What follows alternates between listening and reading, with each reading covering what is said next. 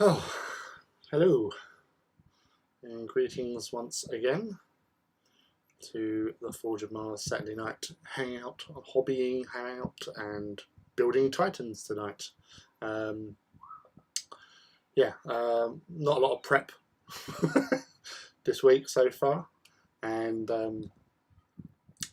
yes, it's been a bit of a busy old week. What we've getting the 100th Titan of my collection built and finished, which has this little guy. So I just thought I'd give you a little show. So bring up a little bit further. But yes, so this is the 100th Titan that I finished Wednesday, which I've just noticed is missing one of its Vulcan Mega Bolters, which obviously I haven't glued in, so I can swap them around. And I've been in two minds whether or not to actually magnetize the actual shoulder mounts. I suppose it's doable. There's been a few good sort of videos out showing how to magnetize these guys.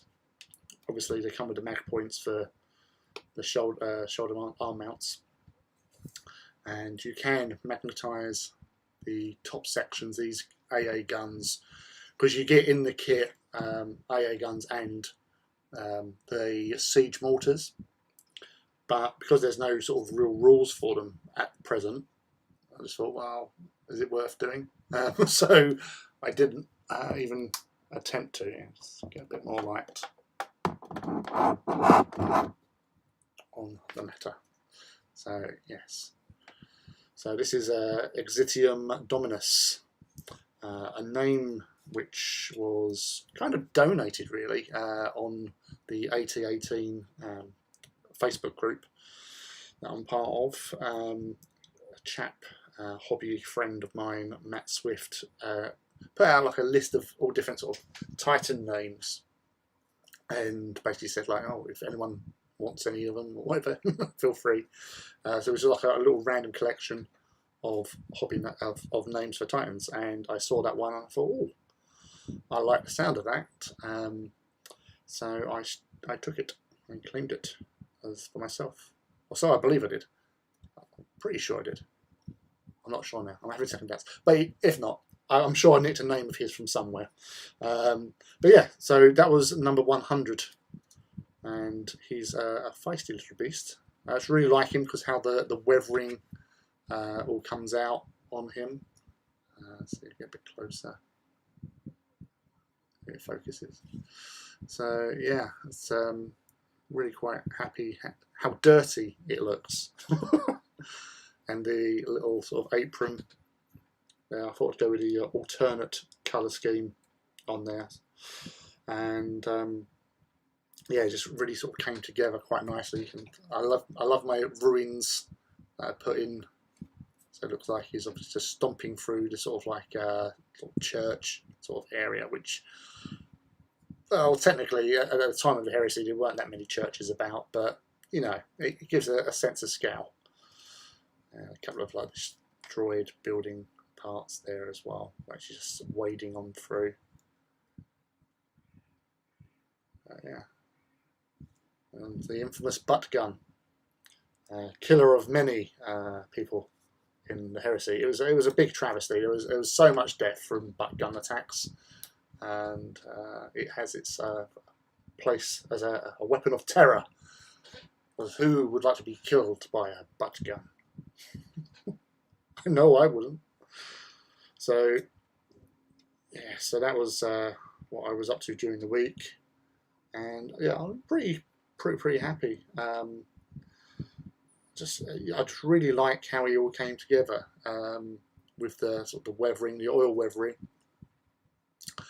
Just tied it all in nicely and gives a really good effect as well, which I probably will do one evening in the future. Do a video of how I do the oil weathering. But yeah, all in all, it's a funky little chap. And yeah, really happy with how he turned out in the end. But yes, but that's aside. So that was one project from the past, number 100 in the collection. And I put him away into his box with the rest of his Legio Krytos friends. But today it's Buildy Titan 101. Crazy when you think about it, really. But as I said to many people, it's helped keep me sort of sane with Titan building, hobby in general. Got me through like the rough times of lockdowns, because it was a bit stressful I think for quite a few people, because it's not something you sort of encountered before, and obviously there was quite an upturn in people returning to the hobby just to have something to do. Was the wilder work if they weren't on, like, you know, obviously working from home. It's a lot of hours to fill, but that's sort of in the past. Things are meant to be improving, but who knows what's actually going on in the world. But yes, so Warlord Titan. Now I haven't decided who or which Legio this one's going to go for, because there are several Legios in the collection that have only got one Warlord.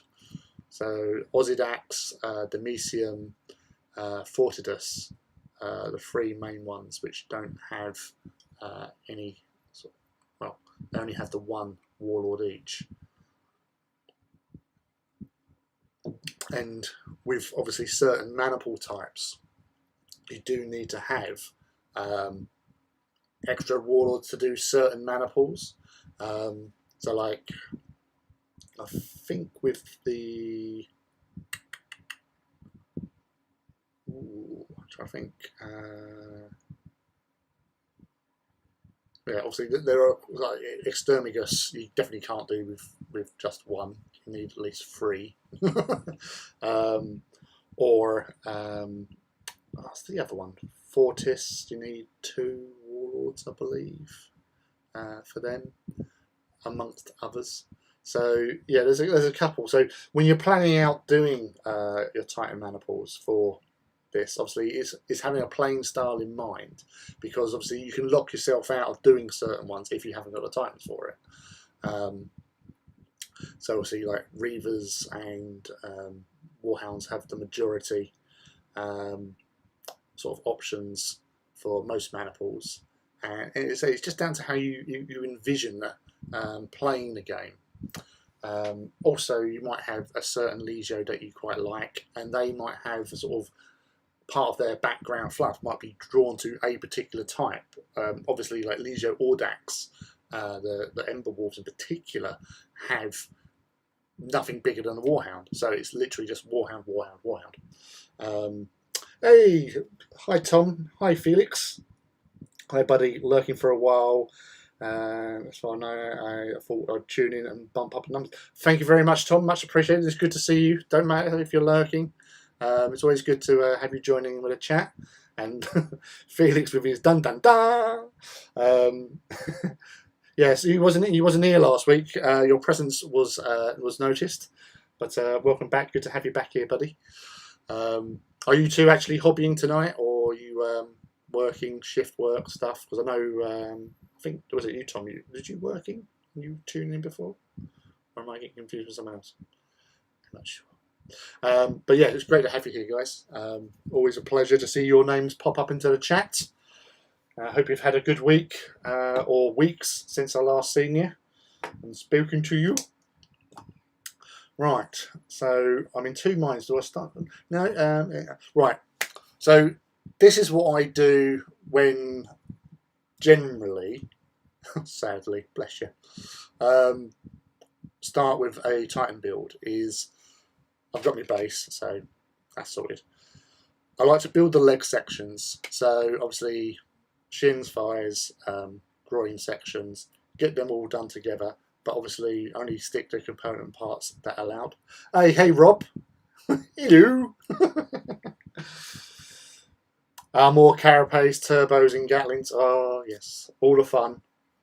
I was actually thinking about today. I was going to just do literally just go through my box of outstanding sort of weapons to build and just do like a weapon only day. But I thought that'd be a bit boring, really. So we're going with a warlord.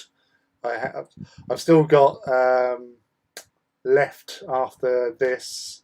I think I have 2 Reavers, a Warbringer, and another Warlord to do. There was 5. The total, obviously, from after the last sort of birthday and late Christmas present haul, the total was 105. So I've done 100 now. So yeah, 2 Warlords, 1 Warbringer, and 2 Reavers left to do. Again, I haven't really thought who they're going to go with. So as I said, the Warlords, we've got 3 Legios to choose from. So I'm going to be focusing more on them to help them out. So when playing games, I've got options because I do like to mix up and have the choice. 105, yeah, it was 105 is the actual physical total. I was more concerned about getting up to 100 to being like the first madman to get to 100, and I'd done that. So it was 100 Titans and 150 Knights that have been built and painted. So for completion, basically. So it's always good to see. And yes, I will hopefully some point. As I said before, I really want to go up to Warhammer World to do the sort of full display using one of their tables, but until there's further changes in lockdown, because with the big theme tables that they have at Warhammer World are in storage because there's a lot more to them when cleaning, whereas with the basic ones, they're a lot easier to sort of like sanitize and that. But those big theme tables, there's so much detail on them that it's a bit of a chore, so they took them off.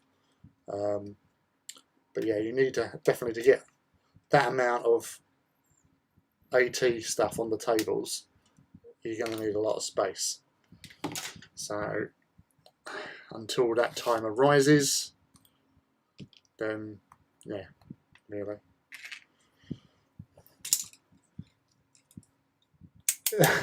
better go for a good 150. Well, that's the thing. I'm trying to rein myself in a little bit, to be fair, Felix. Just on the premise that if they start bringing out other Titans, I want to be able to sort of, not to have too many Legios to sort of fill in the numbers. But that's one of the problems I do have, is when you've got so many Titans, is if you get like Volkite weapons, for example. I didn't buy any because I just thought I'll hold off at the time being, because I knew that they were probably going to sell out quite quickly, and I weren't sure about how useful they would be on Titans, to be honest with you. I'm quite happy with most of the weapon systems I have already. But then obviously you've got all those other glorious, like like the macro Gatling blasters for Warlords. I might need a few more of them. Quake cannons for Warlords. I definitely want to have a few more of them. I've only got I think I know that Ignatum have them, Kratos definitely have them, and Solaria Warlords have Quake cannons for their Warlords. I want more Quake for my Kratos because I just feel that really suits them. Being that they do like to flatten buildings and stuff, and causing mini earthquakes is always fun. So it's a lot to sort of plan with the old hobby budget. No more birthdays this year, for me. So I'm not the Queen. He has 2.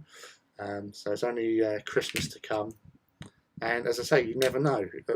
There might be more Titans on the horizon, which will be cool. Need space for some impurities. Ooh, yes. Yeah.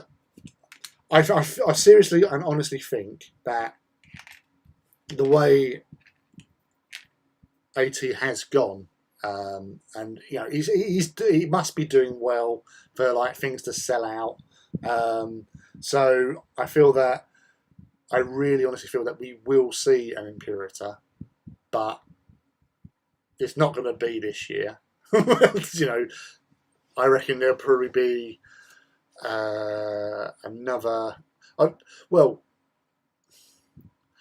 you might get another variant on the War Master. I was listening to the boys at Maximal Fire, and they were like speculating about, you know, maybe doing a variant of the Warlord, seeing as they've already got, you know, the kit there, and as you quite know, that, you know, the armor plates on a separate sprue to the rest of the stuff, really, apart from like the ankles sections, and actually that bit. So actually, no, maybe not, because they were speculating about doing a variant on the Warlord where it might have a you know, a War Master grade weapon on its roof, like a Nemesis Warlord sort of thing, but then it might have, you know, different armor plates or something, and they were saying because all the armor plates are on a different sprue to the rest of the kit, but I don't think they realised that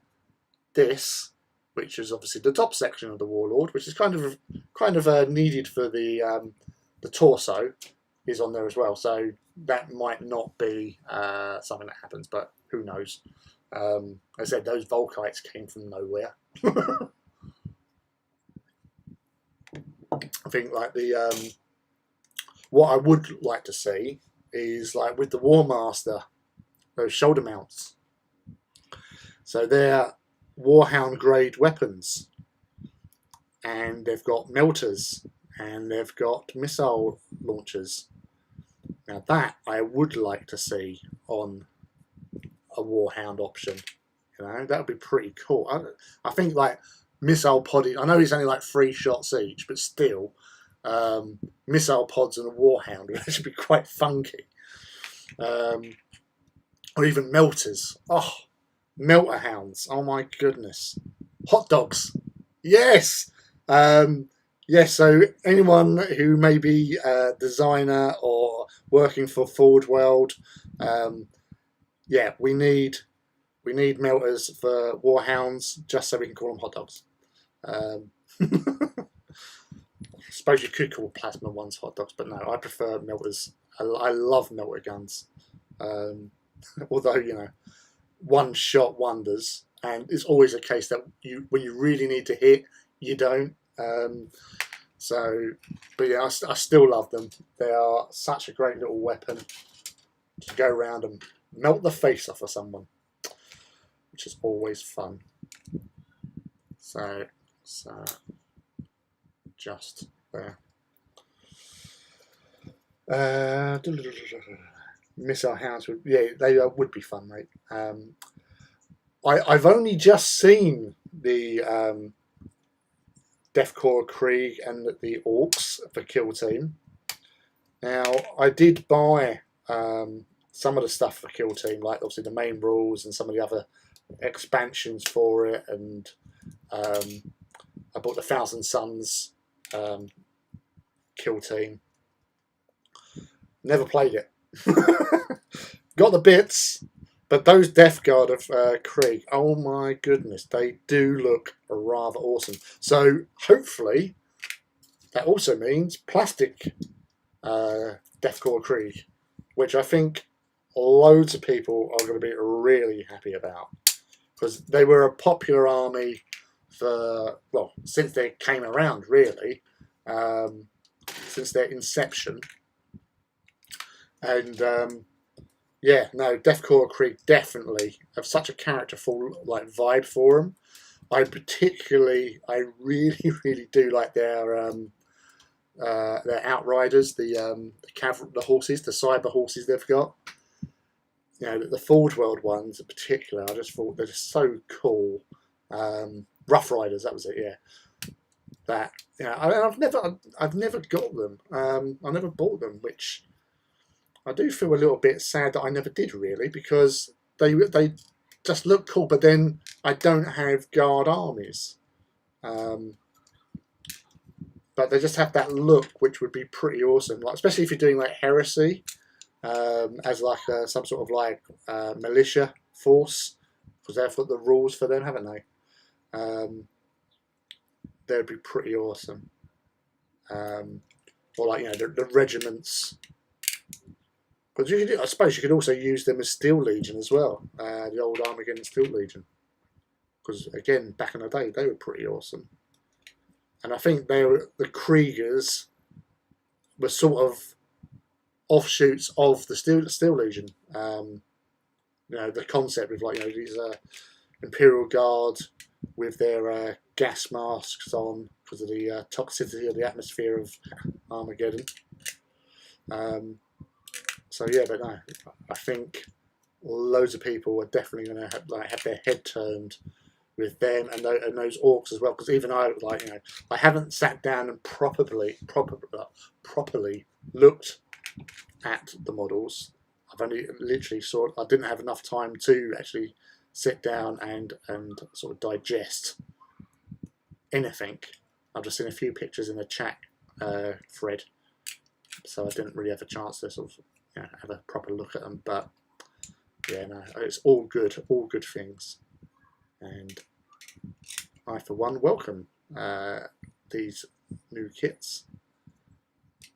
I think the guard need a little bit more sort of freshening up, and that will definitely help out with their aesthetic. They are such a cool aesthetic. Love them. But I'm not going to do a guard army, so don't fear. I'm not. I'm happy with my Titan life. Titans are the way. I just want to start getting some games going as well. G Stealer, hey dude, welcome to the chat. Victory to the Shovel God. Same here, never played, have all the kill team. Yeah. You say sometimes you just like, oh, that looks pretty cool. I like the idea of that, and you buy them, and yeah, they just sit there. Grot come up, yeah, yeah. Is it the dude with like the overcoat, Grot? It's like hiding in the greatcoat. They do look. That's the thing. You know, I don't think anyone could be sort of like upset with how they look. Everyone loves orcs, or likes them at least. You know, they might not have the greatest rules at times. There is obviously improvements now, but yeah, grots and the orcs, they're just crazy little buggers, and you know, you can't help but like them. That one there. As you may have noticed, I'm not referencing any instructions, because I think that after all this time, I should know how to build these bloody things. I would bloody hope so, at least. Right. So yeah, never glue that, and also make sure shin where the hole is. The amount of reversed legs I've seen, truly horrifying. And sometimes you just go, oh, I can't believe I've done that. Luckily, I haven't. So, you know, it's not one of the faux pas that I've managed, but yes. Bomber squeaks. Hey, Pascal. Hey, welcome back. Nice to see you. And Scott, the artist empire himself. Instructions? You don't need no stinking instructions. No, not with these guys. I don't. You know, Warlords. Yeah, they are. Well, this is the 18th Warlord, so I feel like, you know, like in those like army movies, you know, you've got Stallone or Van Damme doing a field stripping on an AK-47 or something, blindfolded. Um, I'm not going to do this blindfolded because that would be madness. Um, but yeah, it is just straight, easy. I know what I'm doing whilst chatting to you guys. It's one thing that I can just continue doing without having to worry about anything really. Just can't go wrong. It's such a great kit, as I've always said. I say that a lot about a lot of the kits, but yeah, the Warlord and the War Master are definitely two of my favourites. I like the War. Well, I do have a soft spot for the Warbringer now. It's, you know, it does take time compared to the other Titans. Even like a Warlord is easier to build, in my opinion, than a Warbringer, because there's, you know, lots of fiddly little bits in a Warbringer.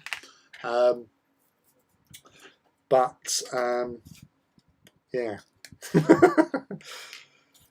So frustrating with them. The Reaver is cool. The only problem I generally have with Reavers is the pipes that go into the little groin hole. Because sometimes if I put the stance at too much of an angle, the pipes look a little bit odd the way they go in. But yeah, it's the sense of satisfaction is the main thing for building these Titans. So nice to look at once you build them. Great feel. Now, you may have noticed, I'm just putting these here. So these little hip sections, pointing them, getting them together. If I get my fingers to work, so like that. Now, what I do, because normally they say, oh, you got to put like 22 and 21 in there, and sometimes I have got them upside down one way around. So what I do instead, I'll actually stick them in place, and then the other ones will just pop in. So it's cunning. So I know I can do it the right way. That's what I'm playing. This is how I go about it. So, Rob, are you still with Cerastus at the moment, or what, you starting anything new? Because that banner bearer Cerastus is mighty fine, dude. I know you was having fun with that banner, but still, it has turned out rather splendid.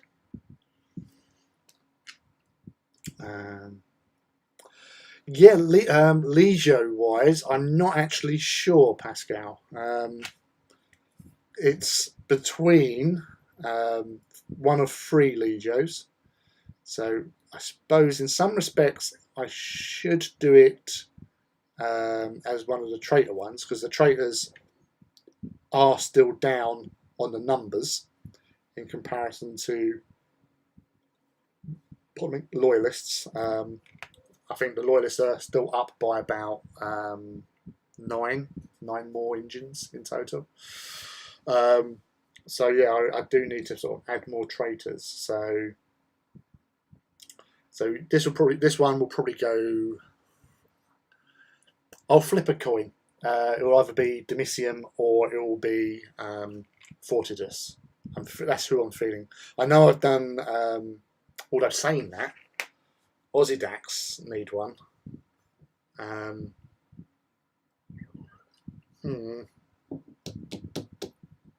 Yeah.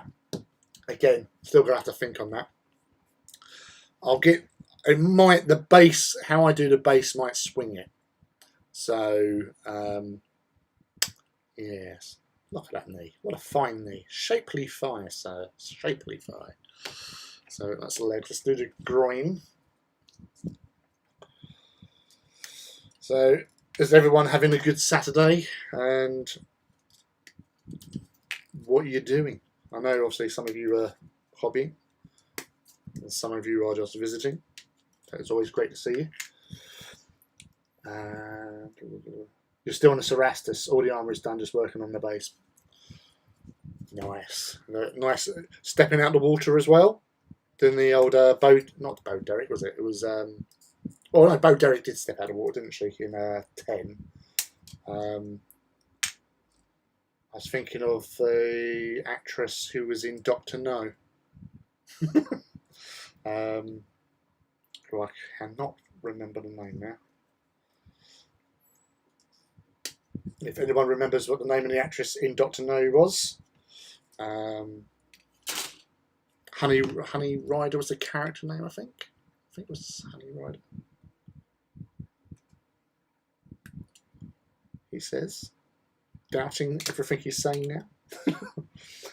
I took some inspiration from the backdrop you often use, having a massive wave crashing behind. Oh, nice. I'm glad to have been of service. All right, cool. Yeah, I've got my knights. I've got the one homebrew knight household, which is House Inara, aka the Wolfhounds. There's only 2 banners of knights, both of them full banners of lancers, so I may need to revisit them and do another so I can actually have a lance. But I'm happy with them as like sort of technically, if I was fielding my Audax, I can take them as a support banner for 1 mana pool. So each mana pool will have 1 support banner of lancers, which I quite like. Keeping that sort of fast moving assault attack based feel to them, because that's how I see Audax being quite fast and aggressive, especially because they're in hounds. So there'll be a nice little combination between the 2 of them. So get the little top bit. Where did I leave the top bit? For oh no, cut it off there. Wally. Ranks and titles took a while. Yeah, see, that's one thing I haven't done. Unlike my Titans, where every Titan I have has a name, I haven't named it. Apart from, well, there's a couple of knights, obviously the miniature versions of my Tyrannus knights that I've done have got names, obviously. But the rest of them, the rank and file, no, nothing. I've identified like barons and stuff, but I haven't named them. So, that's a lot of 150 names. 100 Titans were bad enough, and I was doing them as I built them, so that sort of helped sort of create the character. Yeah, it's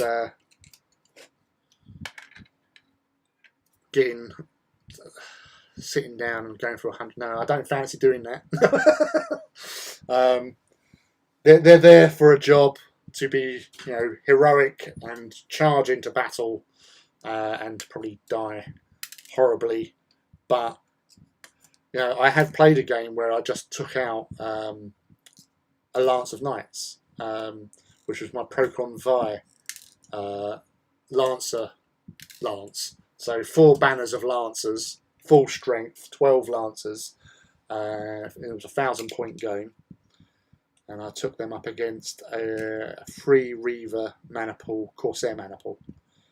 And I would say a third died, and obviously extra wounds taken.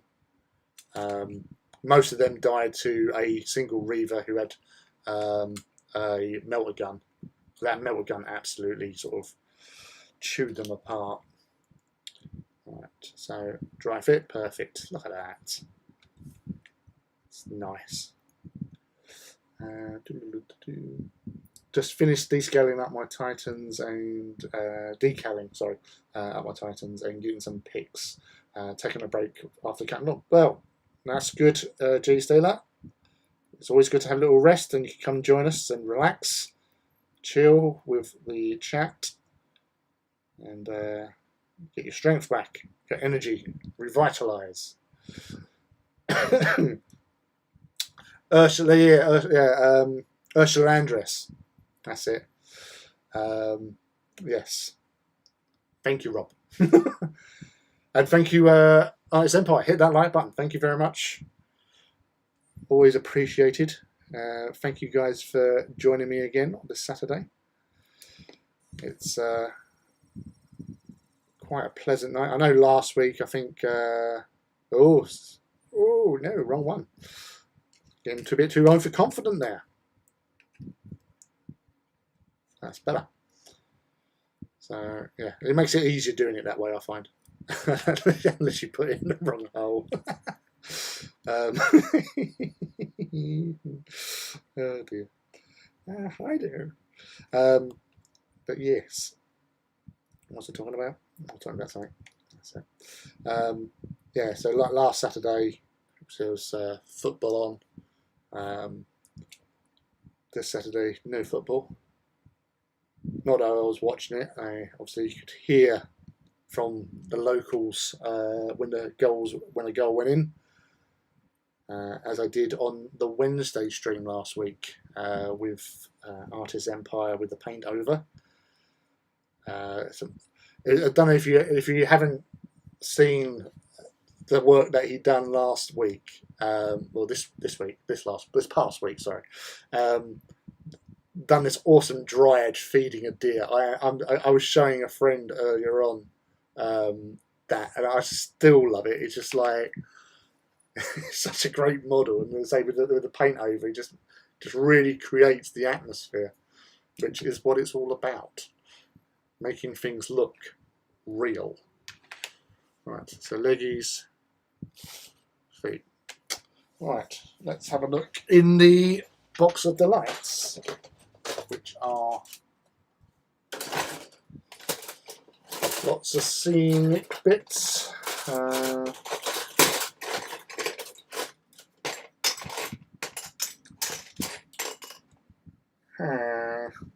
It says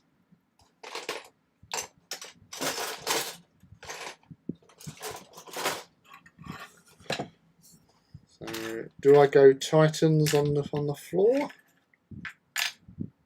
or do I go buildings, or a bit of both? So what are we feeling for the base, people? We going to go him standing on a Titan, as I like to do most of the time, or a few buildings there?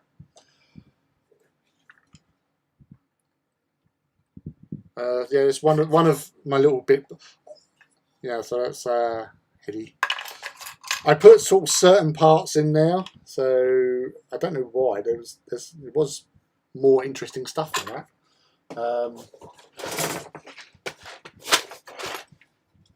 That's another containers and spare parts. I've got lots of sprues with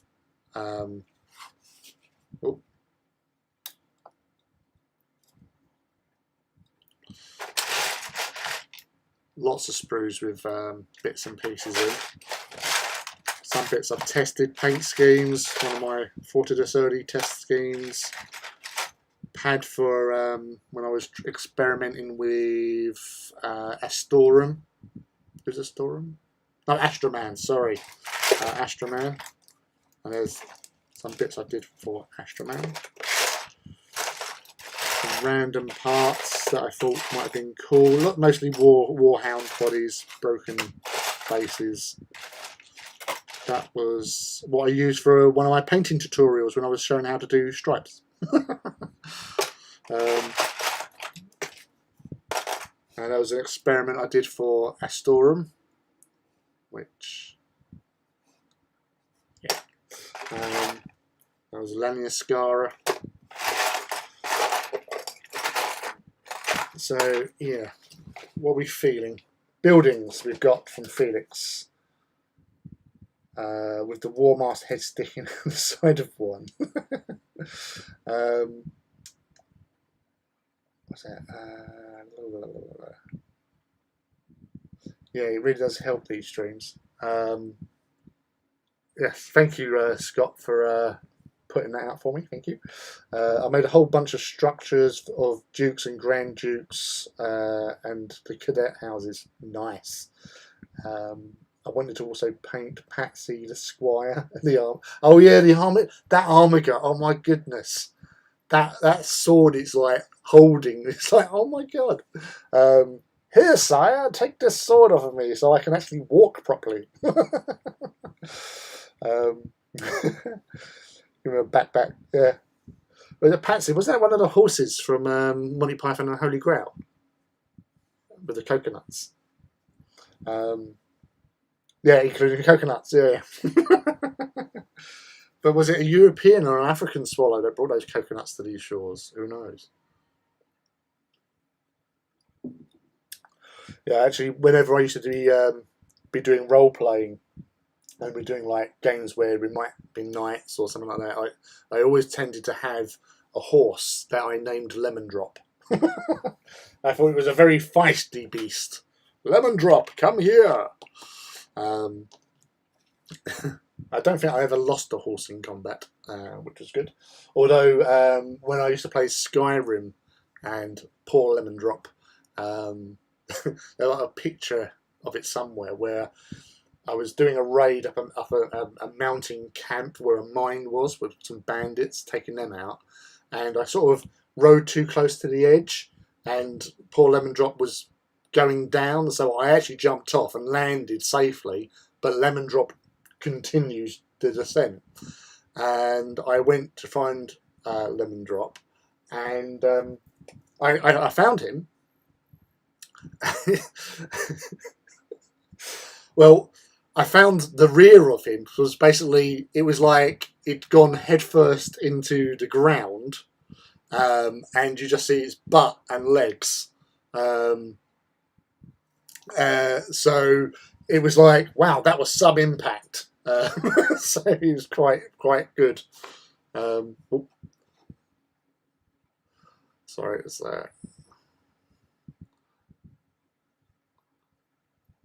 Alright, just got a quick message. My friend just checking in on me.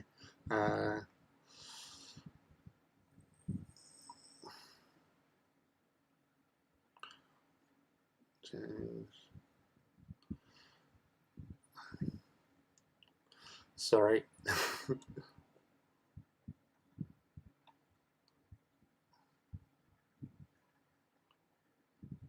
Yeah, so I took a screenshot of it. What I'll do, I'll try and find the picture and I'll put it onto Instagram and or on Twitter when I find it. It was just, I couldn't believe it when I just sort of come around the corner of this, like at the edge of this mountain, and found half a horse sticking out the ground. It reached terminal velocity. Straight in. The armor has evolved a bit since then. I made a melter cannon into an actual gun with a handle and hanging over. Oh, nice! I'll take it that's in the Titan Owners Club chat. So I'll look at that later before bedtime. Right, let's buildings. Let's find some buildings. Building a building. See, I've used all of the small ones, I think, he says, as he looks, because I have multiple boxes of oh, that's interesting. Right, okay. I'm now, because I found these, because these are from the Mechanicum sector box set. Oh, and that. I've got the feeling of doing this Warlord for Aussie Dax now, because most of their bases were using the Mechanicum kits in particular. So I feel that's the only way to go, really. Oh, out, dropping bits everywhere. Right. So that might be interesting. Save that. And did I have anything interesting there? No, I didn't. Yeah, I could have missile pods from the Warmaster. No, not. But yeah, having them on a Warhound would be cool. Right. Get you out of the way. Get you over here. Tank. Now, what I was doing with these tanks normally, once I've built them, is I like to blow them apart a bit. So I take the clippers to them and sort of as if they've been hit and ruptured during battle. So like exploded out, gas explosions. Yeah, usual that you get. So let's tidy up.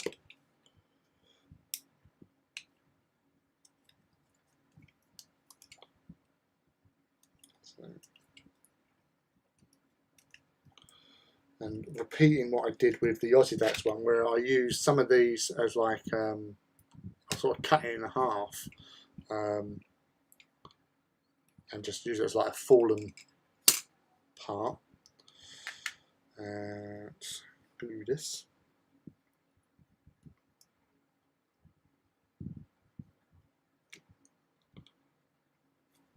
So that's all there. Yeah, I want to get the bits for the bit out, fair enough.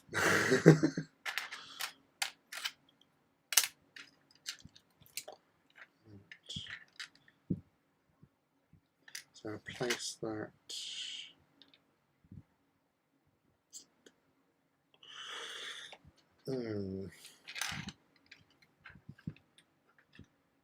Just smashing down.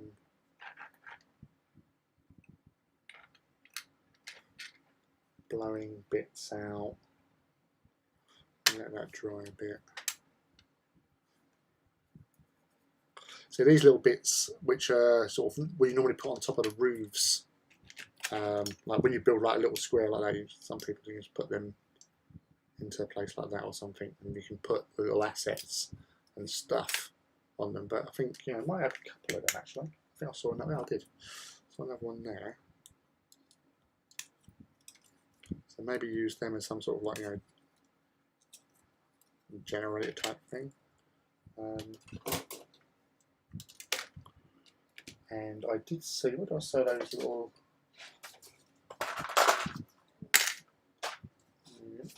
Ooh, more little bits. More little bits.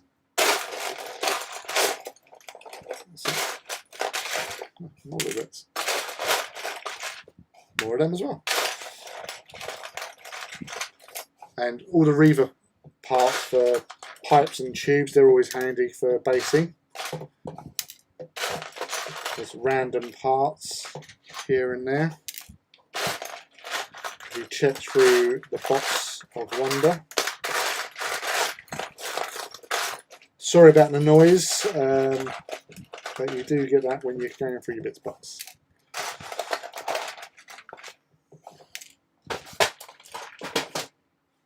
So that's another fun old thing.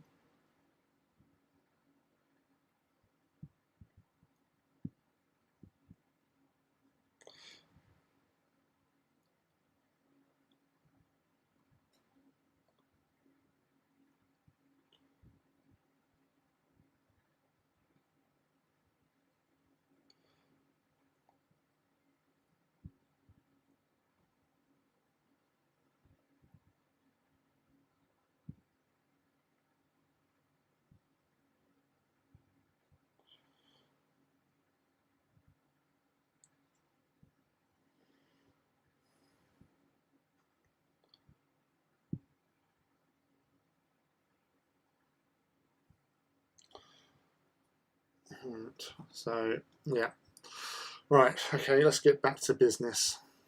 So lots of items here to use and abuse. So I want to get the crane in there somewhere. So that probably on the back have Warlord.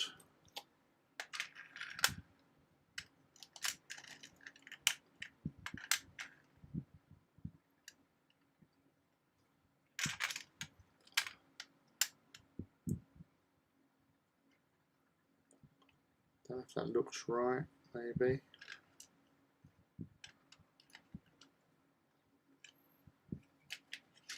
Think out, or maybe 3 might be too much. Or I'd ignore these and put more blown up bits and pieces. I want that. I want to use this. Definitely want to use this. It worked. It looked quite well on the Reaver I did. That's bigger clippers. Where are you? There you are.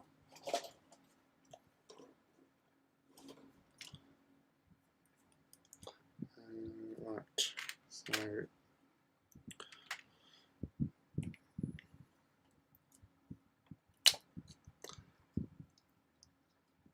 Doesn't matter. Ruptured tank.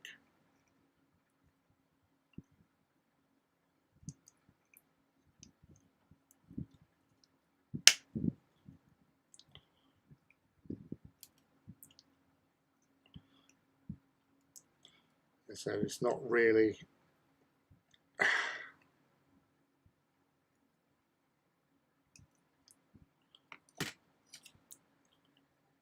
Put some more glue in there just to sort of help melt the plastic into its new shape.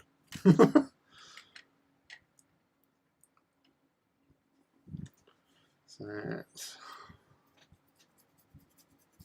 that goes there. And the pipe wires.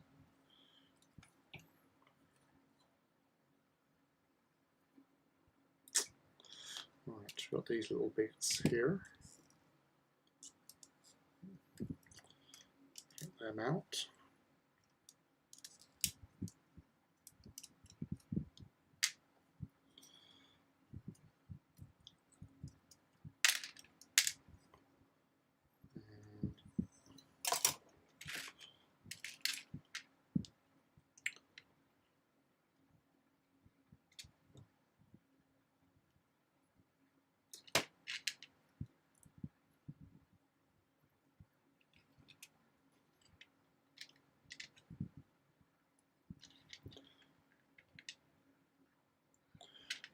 So I've got to separate that from there, because you do get single ones of these, but I've used most of them on my other Aussie Dax items. So let's try with a knife. Patience. Make little incisions.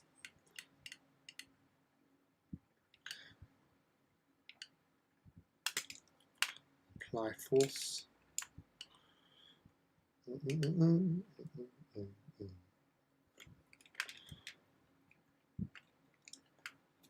So I don't really want to try going at it with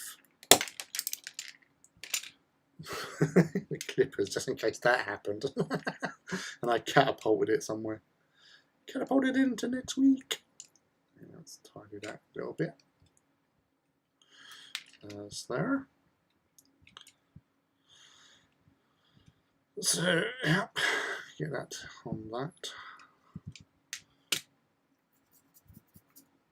Right. Where's that other piece? That's interesting.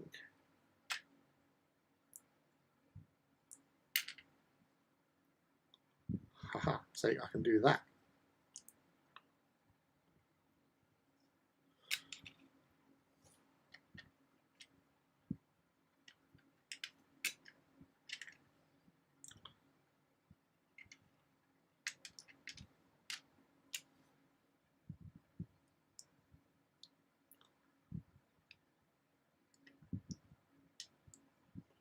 So maybe have that running from there into there, or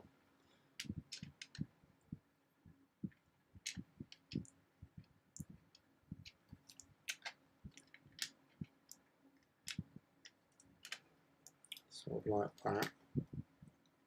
And get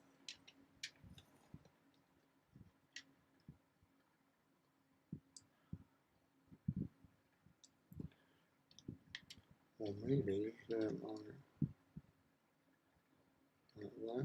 Well, no, I'll prefer the other way really. I thought that would be maybe like that then. And then try and blag that like that. Tighten, strident.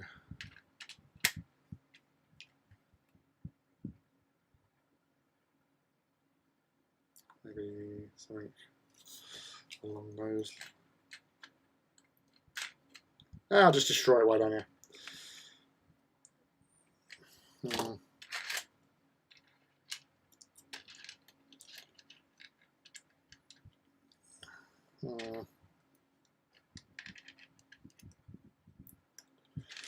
Well, that's definitely going to stay on there, so let's get that glued in place.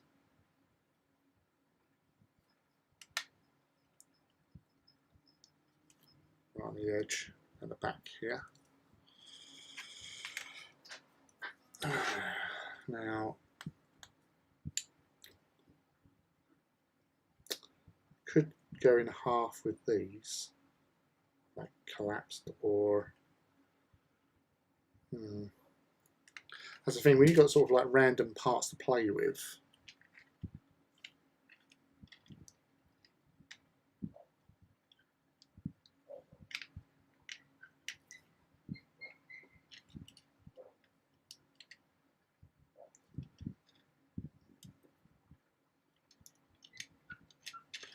be careful so you can actually get the feet in somewhere.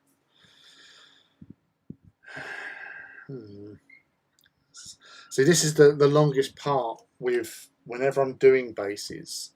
You're trying to figure out how to make the Titan look like it's moving, to give it that sort of like dynamic sort of posturing, and then making the base work with it in order to try and sort of help bring that sort of look through, so it doesn't look too static, if you know what I mean. We're on the coffee now, because I forgot I made it. I really want that in there.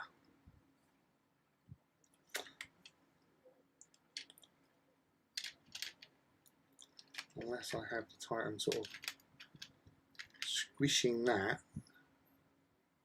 Oh, that could work. Yeah, if I take them off.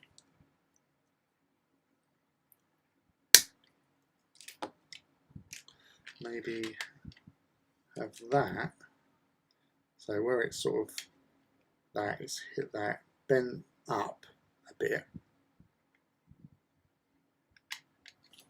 Let's stick the doors on. It'd be rude not to.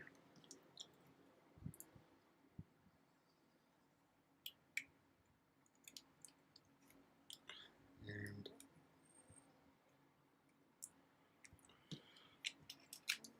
yeah.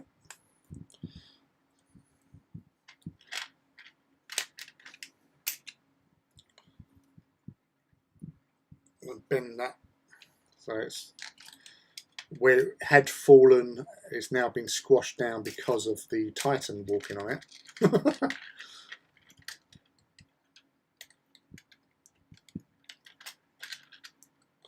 And do it in such a way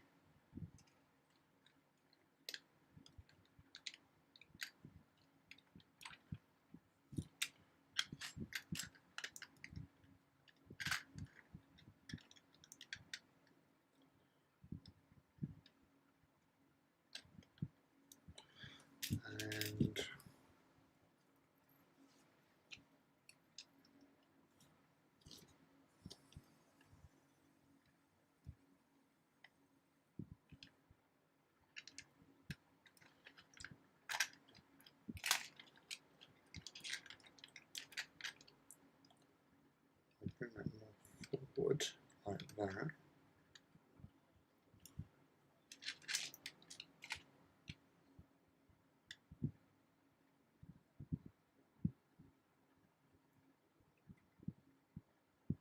do like my right leg up. So it's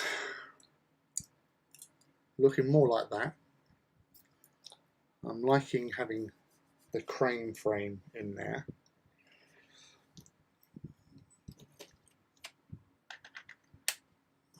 One leg.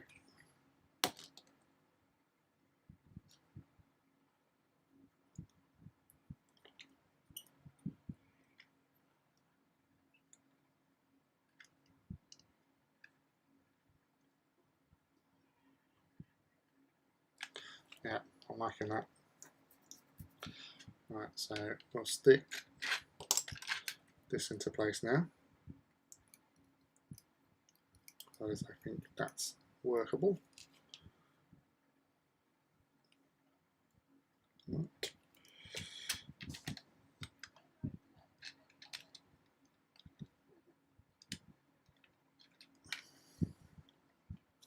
This foot.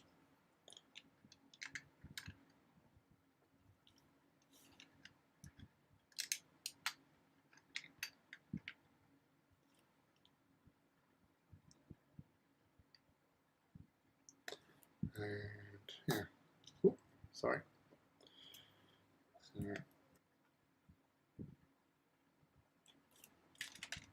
right, going for the glues.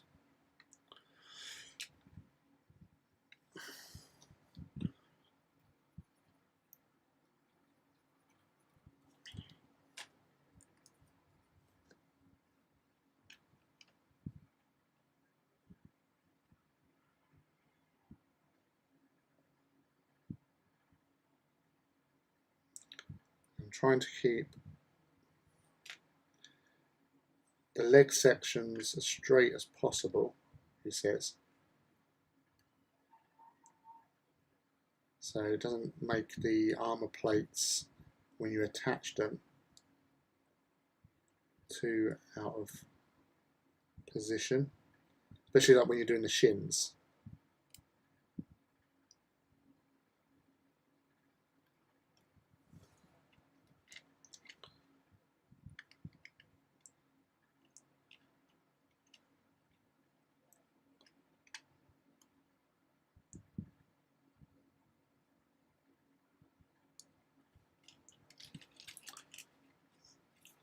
I think that's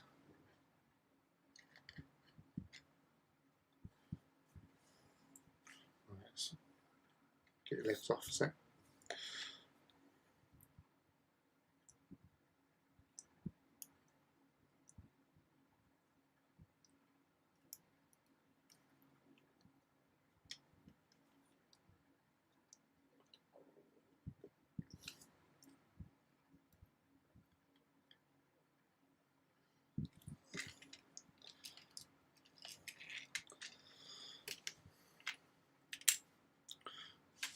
Right, so we're going to get positions like that. No, that's not good now.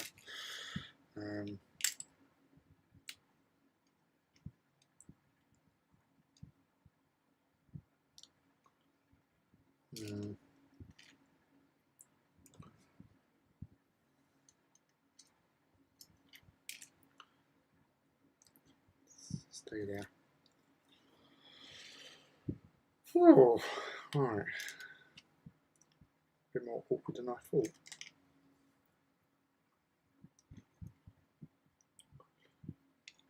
Maybe if we go that way. Yeah, we'll attach that there.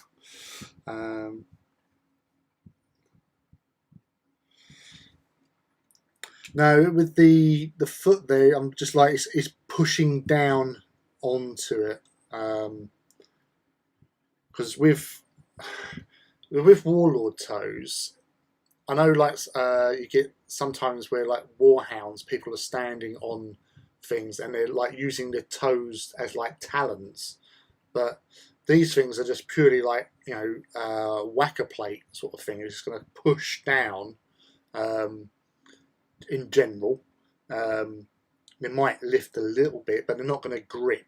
So that's basically just pushing down as a wider expanse to make sure the weight is distributed for each footfall, so to speak. So that's how I'm sort of seeing this at present. I might adjust that just a smidge.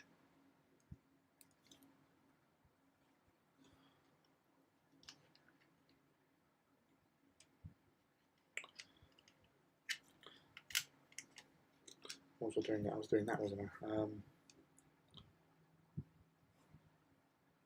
That.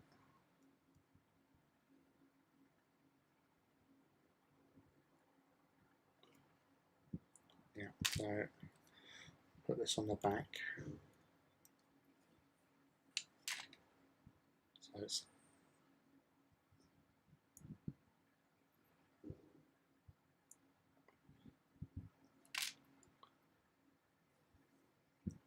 get that to here.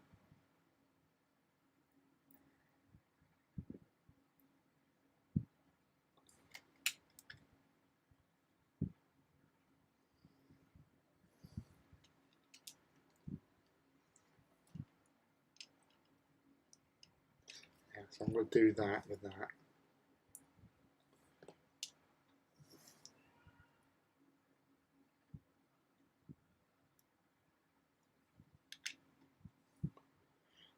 I'll take part of this back part off.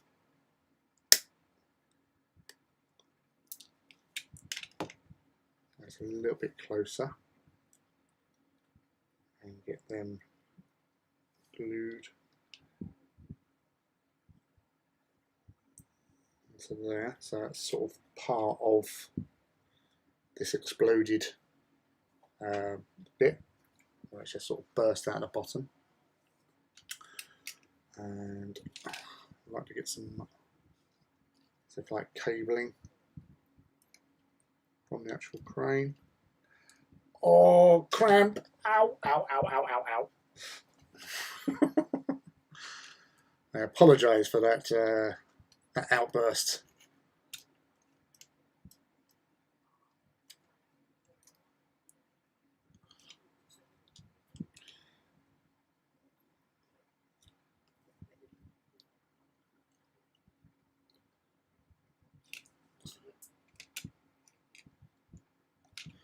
Get that in there.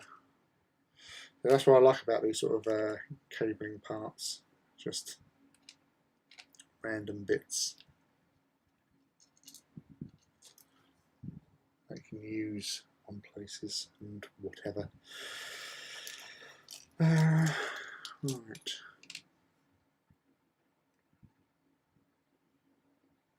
I might just trim the ends off of these.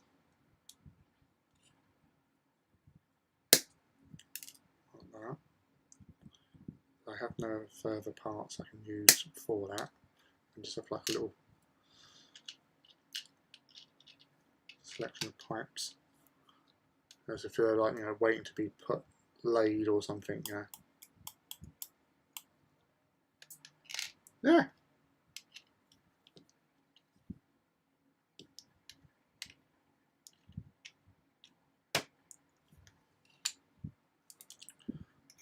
And then just random bits of plastic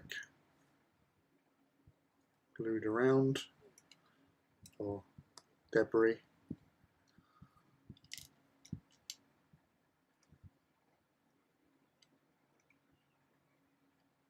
Like that. Do love random bits of plastic. Adds to the effect that you're looking for. There's some more random bits of plastic now. Oh! Hello there, Adam. Yeah, no, the outburst was where I just dropped some pipe. I think that's a thing. Not 100% sure. Sure, I've heard it somewhere. But yeah, so now I like to get random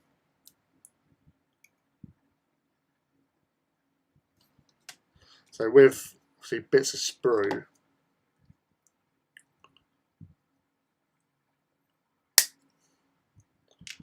So cut through the middle.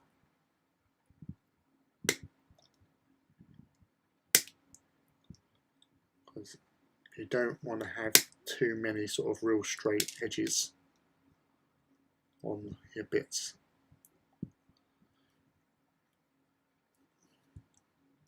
He says. It's better.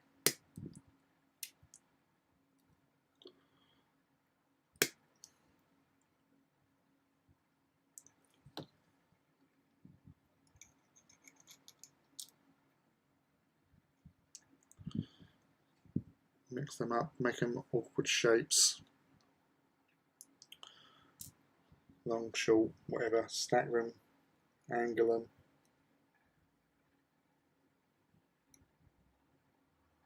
Adds to the effect, really. Get some more sort of under here. It says as he just twats everything around.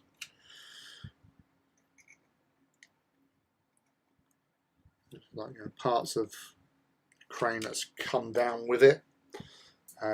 That's the sort of theory, at least, anyway.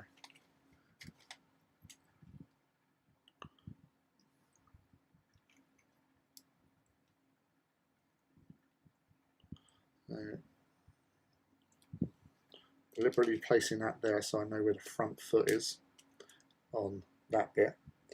So you know to place them in a position.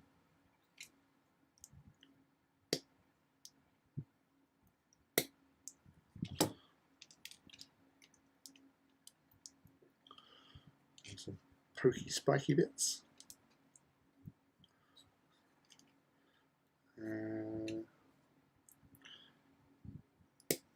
You can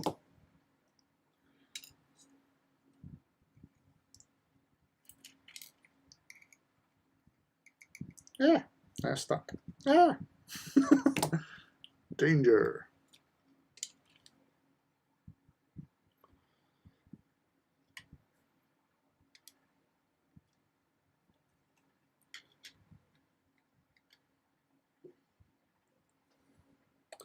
So, the general sort of gist of things.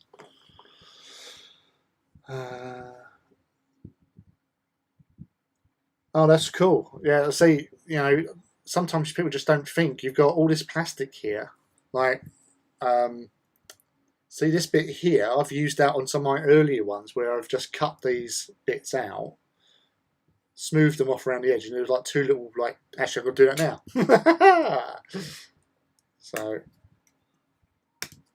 So you can see what I'm talking about. Because you get some like interesting shapes like that. But you try and get them cut down. Cut that nubbly bit off. And carefully try to smooth it off.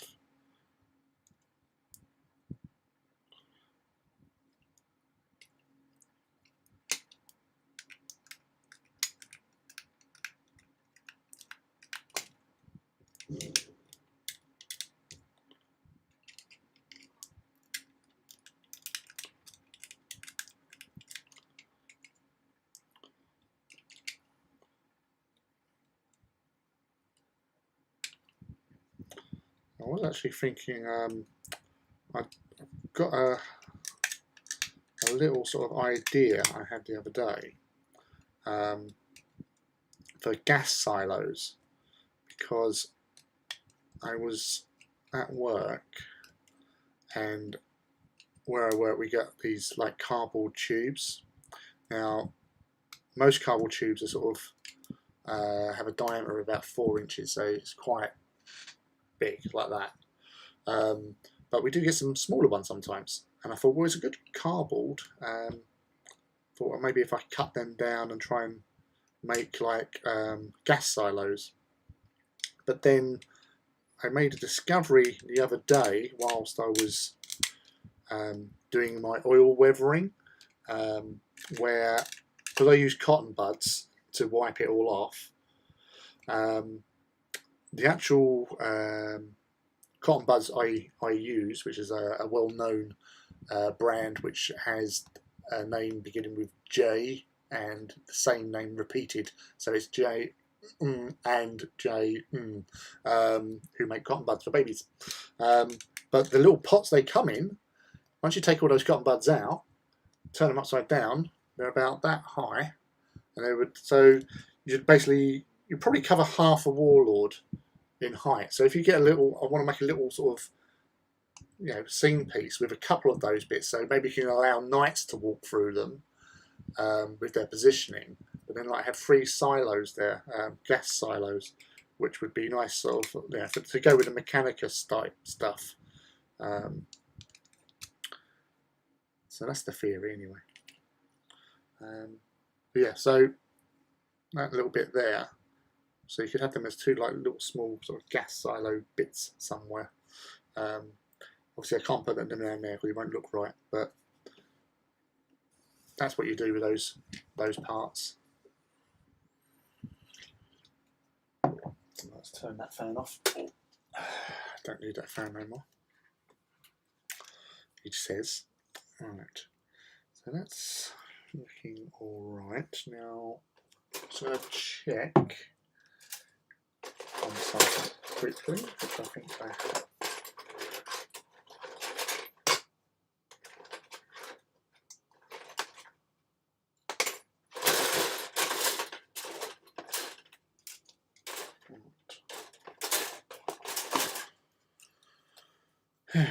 So now with these tile bits, I tend to use these doing little slivers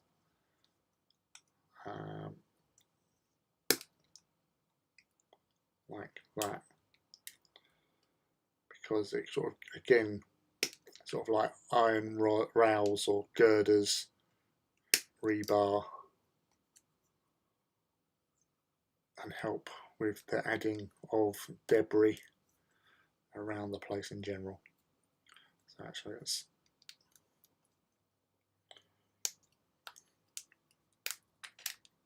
because then that's a good size of one. Oh, I lost that one there.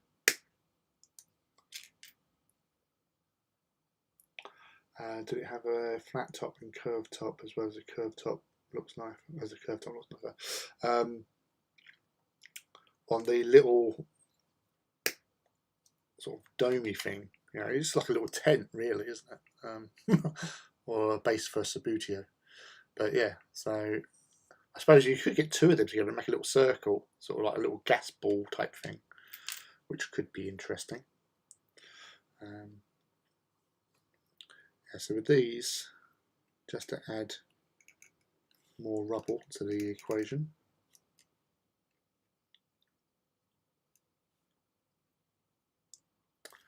as he screws that one up. Yeah, and screaming again. Actually, no, sorry, I'll do this instead.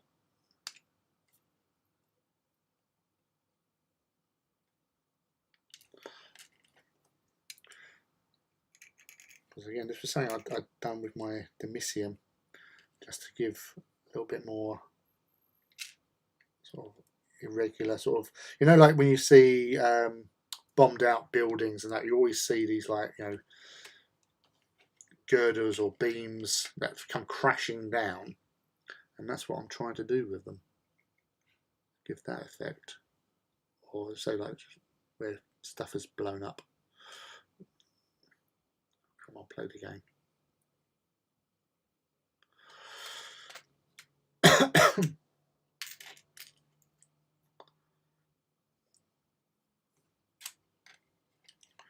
So,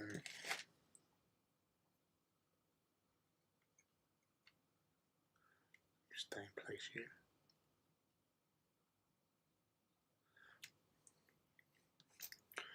I'm sure I'll get that with the what do you call it,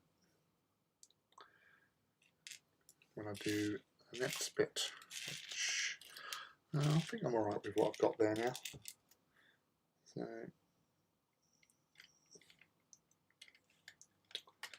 I had managed to get a bit of glue onto the feet, which was not intentional. Yeah, no, that's it. Alright, so next phase of basing. Super glue time. And the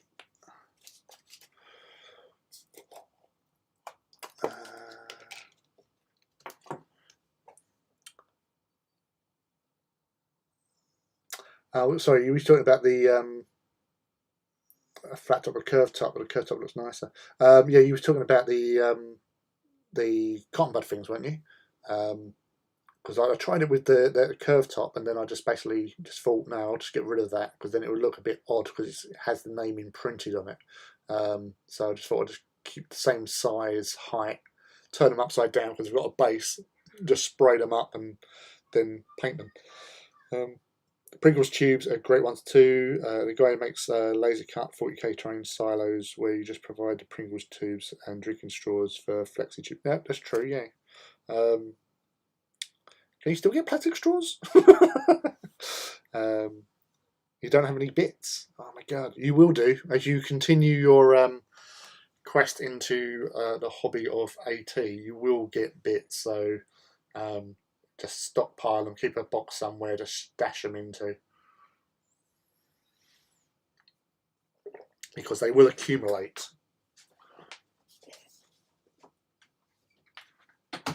I'll shut the door because it's getting a little bit chillier. Right, super glue. Let's put that back.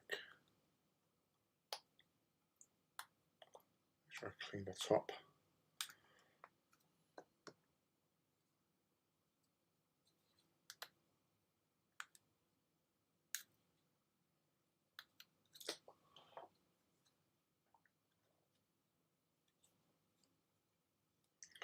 Make sure we're cleaning out the hole.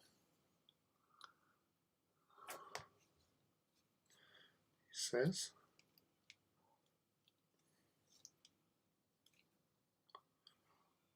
Oh, there's a cat. Wonder what the hell that was. Yeah, say bits boxes can get a little bit crazy, can't they? Right, I think I'm going to have to do some surgery.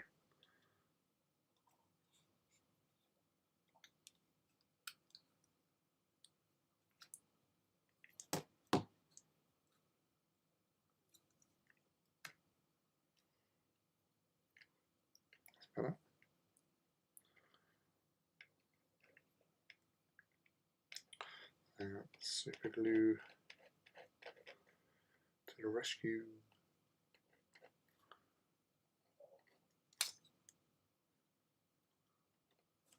Okay, well, that's not properly stuck in.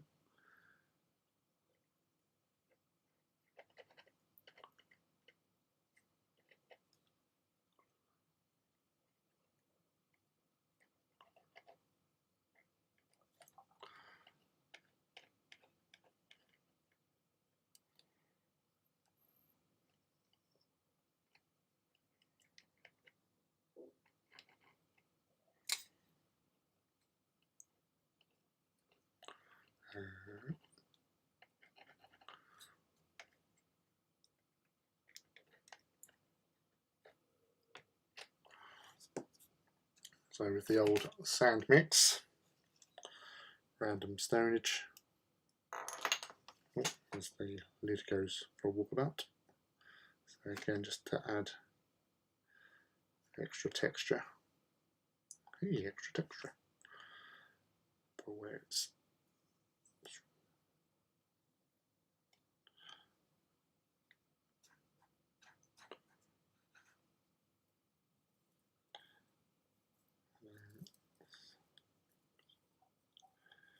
a little pinch of sand mix that I use with the bicarbonate of soda, which, as your regular viewers will know, sets like concrete once it comes into contact with super glue. So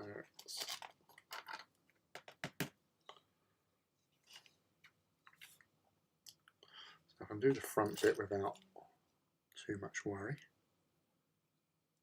He says, get some super glue come out, that'd be nice. There it is.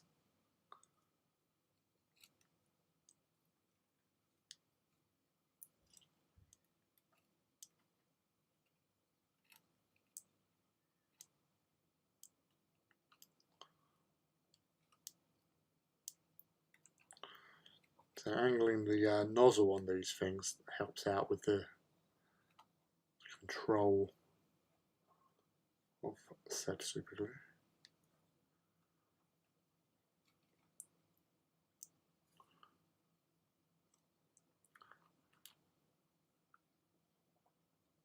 And that's what it's all about at the end of the day.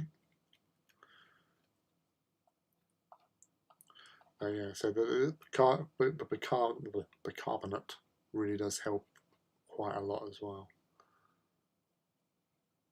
because it helps just lock everything in place.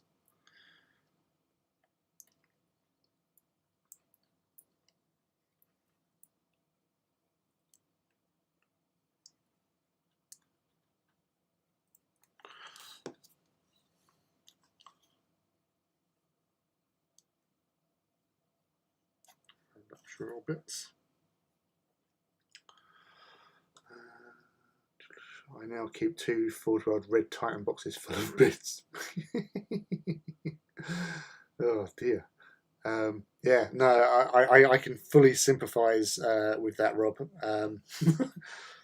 I've got them all in separate locations, so it's like really should like sort them out once in a while and see exactly how much stuff there is. Like the AT stuff is obviously monumental, but yeah. Promethean store stuff. I saw a bat rep on YouTube where they use drinks cans in the wall. Yeah, there's all sorts of bits and pieces. Like I've played on a table. It was a 40k game I was playing, but they actually part of this sort of like Mechanicum sort of setup. They actually used like eco light bulbs and like put them into something and then painted them so it looks like some sort of like, I don't know, some strange machine, which was different.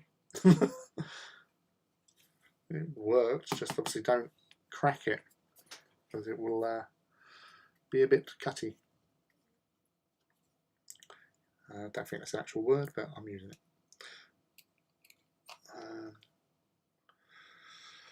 Treat it 1 pack of decorative slate, 1 type of PVA from the builders merchants will keep it. So based on suppliers, yeah, no. So you get lots of little bits and pieces like that.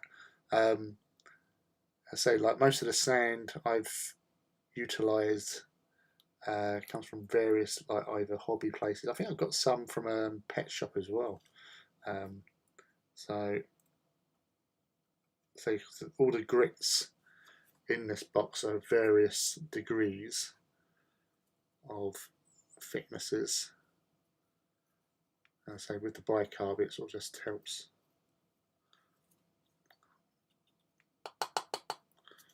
tie it all in. So you can see how that's becoming more earnest.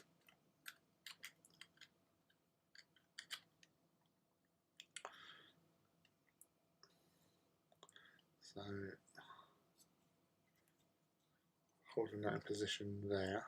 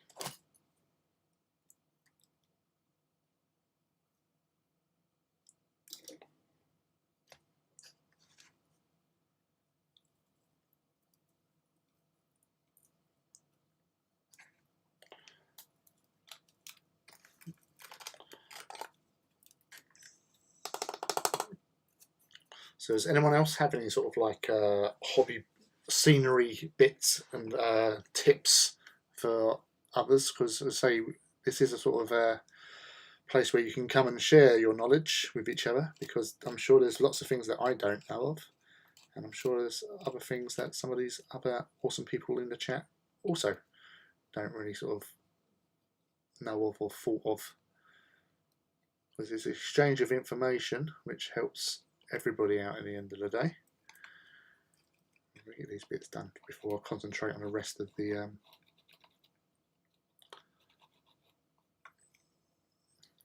wonder what I was doing here. I was just nudging the time.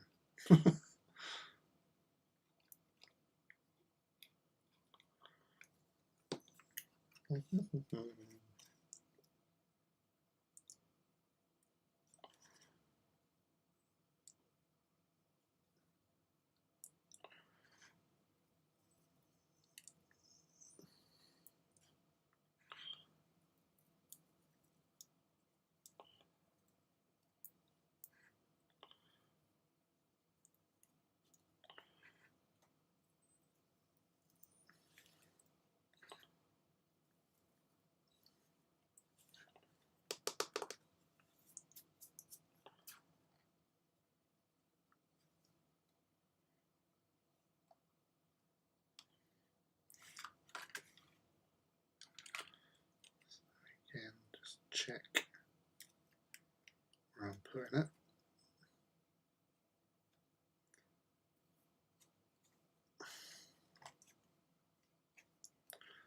Really there, so I can go, because most of the front foot is not really going to be on anything.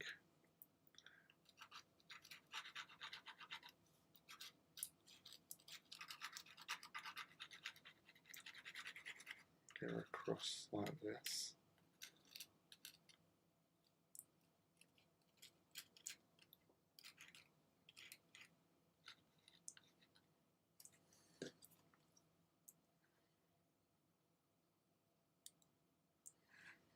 And get that.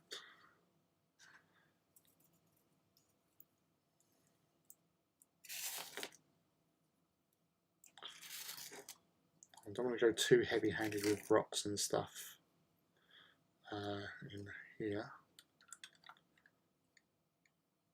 That's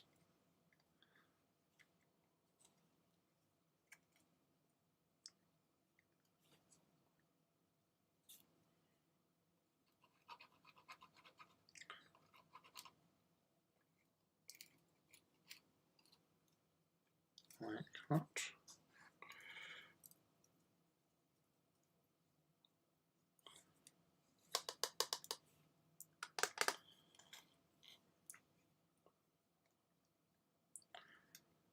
There's this side.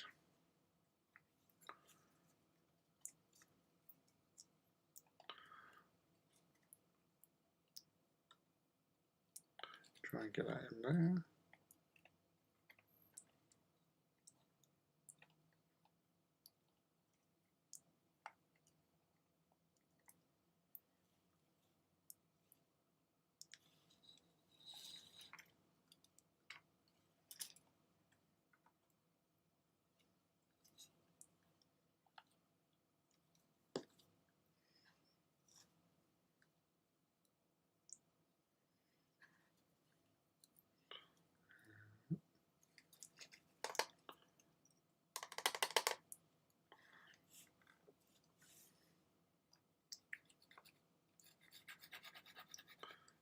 Final stretch, really.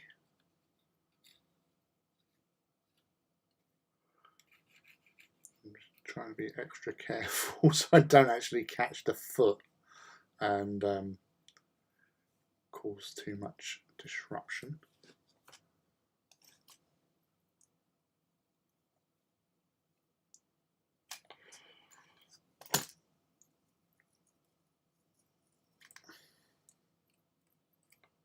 It can come off.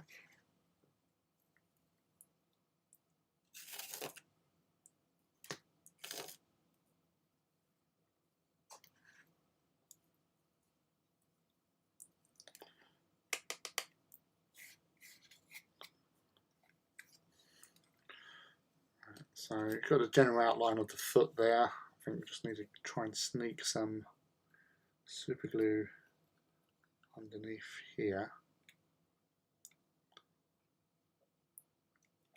We've got some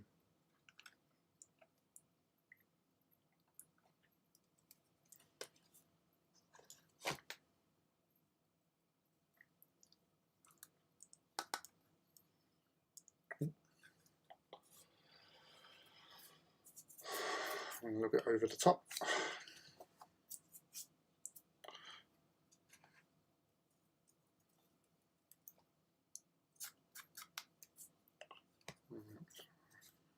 I think it's pretty much that sorted out at least.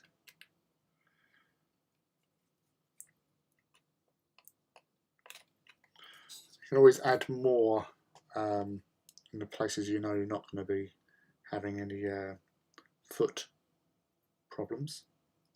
Say problems like positioning, because you say you don't want to put a load of like rubble rocks down and then obviously find out that the foot's not going to sit properly anymore. And a little bit more around this side. I think we're almost out of super glue.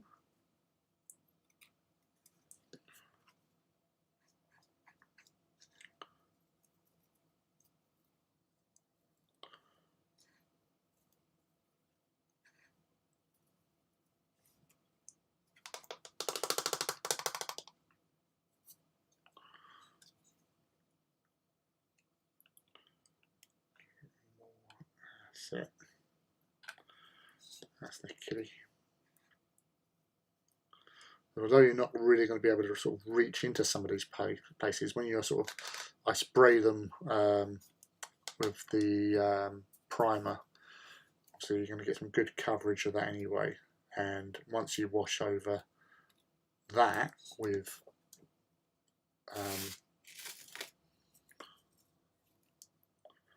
the Agrax side of things, and you can sort of layer it up a little bit as well. Thank you. Weird noise coming from my thermos. So just keep on applying the super glue and give it more of a hilly, uneven surface, which is never a bad thing. Yeah, I'm pretty happy with that so far. So get feet in position.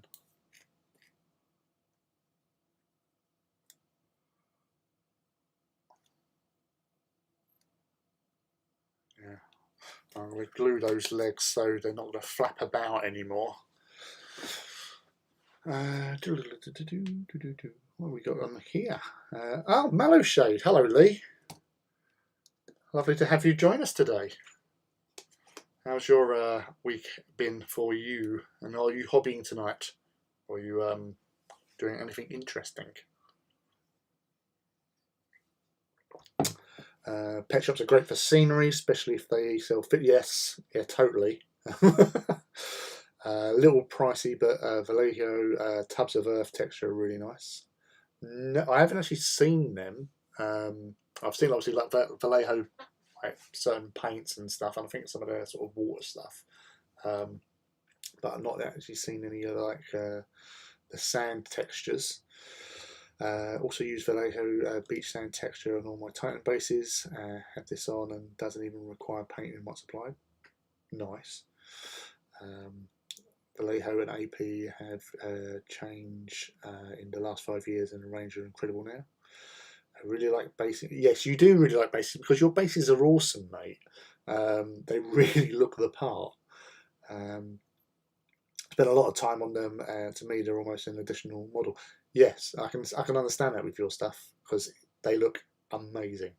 I'm sure most of the people here have seen them now because your work is sort of getting out there, and it does look so good. Even I say in both 80 and 40k scales, you just replicate it, and it just looks amazing all round.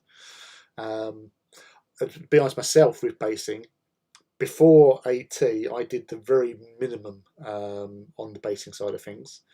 I literally just used like GW texture paints and then dry brushed and washed sort of thing.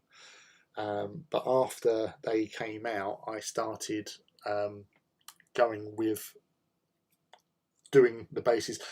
If you saw a post the other day, or was on Artist Empire's stream where he showed some pictures I'd sent in of like my first Titan, which was a Ignatum Warlord Veritas Vincit, and the latest War Master, which I'll show to those who have only just joined. So you might have seen it on places, but that's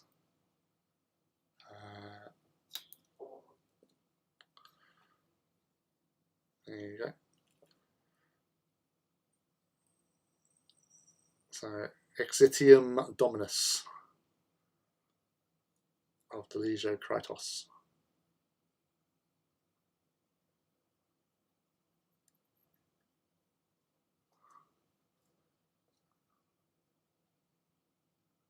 There you go.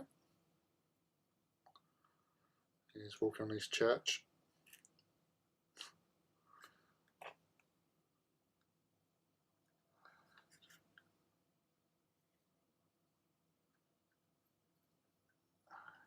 So yes, so that's number 100 for all you that haven't seen pictures of him. I'll put them on the side there out of the way. But yeah, it was. I had to do something sort of monumental for number 100. It was only right. What else we got there?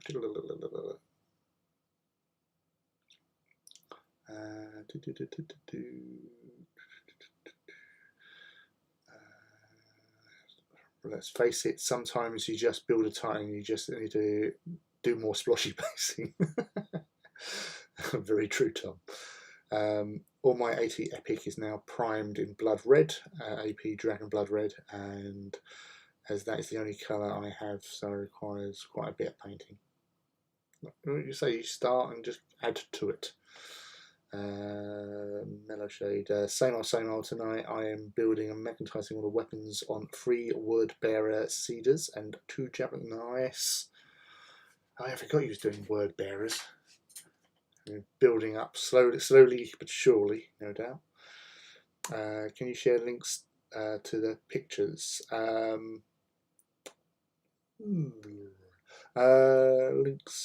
Links. What, to the ones I posted up with the first and the 100th one, or which ones?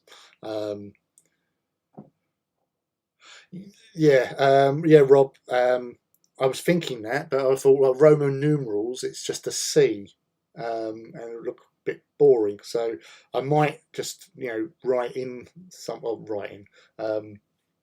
paint on 100 somewhere. Let's have a look where.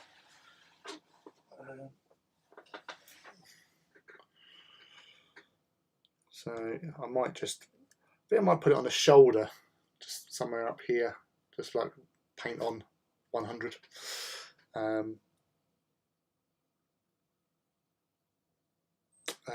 Add the pic of the Armiga weapon on the strap and Titan Chatley. Still needs a lot of work. Oh, everyone picks.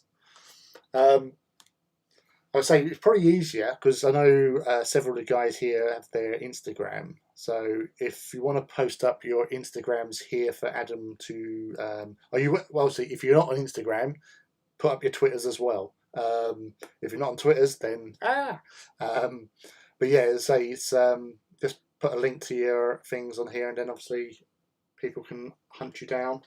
Because I'm not sure if linking actually works on here that well. You can just put it there, then you can't click link on the actual chats on YouTube, as far as I'm aware. It may be wrong. I don't think we done that last time, did we? I think everyone just put up their tags for people to follow.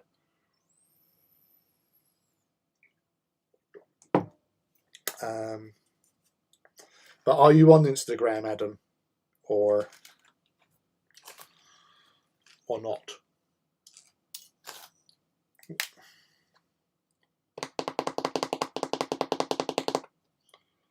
That was cardboard once, but obviously where I use it for holding models for spraying, it's now taken on a life of its own. See where the old masking tape.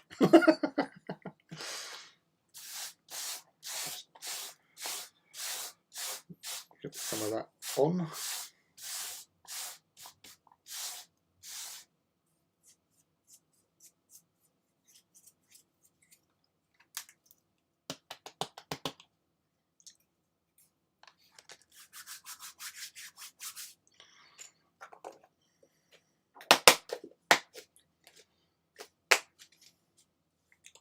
Let's put that.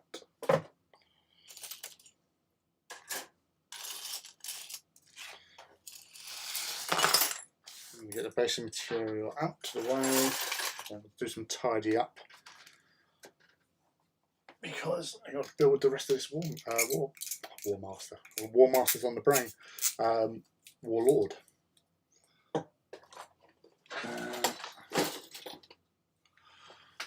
Right. Yeah, so so G Stealer on Instagram, and Icon74 for Insta, Reddit, and Twitter for Rob. You have to make them mods for the links to work. I don't even know how to run this, let alone making other people mods. You don't do Twitter, but same on Imgur. I watched the Tabletop Standard series, How to Play Titanicus earlier. Really nice breakdown. Yeah, as I said, I cannot recommend that enough. Chris had done an excellent job on that. Because I was chatting with him during lockdown. He said, "Oh, I've got this thing planned. I want to do. It's be like really, really good for AT." And he did it, and I watched it. Liked all his videos as well, because I actually learned stuff that I didn't even know. I mean, I've played quite a few games, but it also acted as like a little refresher, so it made things a little bit easier to sort of, once I get back into actual physical gaming, I'll definitely be watching that again in order to sort of brush up on my know-how. But yeah, Tabletop Standard is a really good YouTube follow. They've started doing their battle reports as well, so they're always fun to watch. So definitely worth it. But yes, if you've not played games yet, check them out on YouTube. Oh, apologies for that.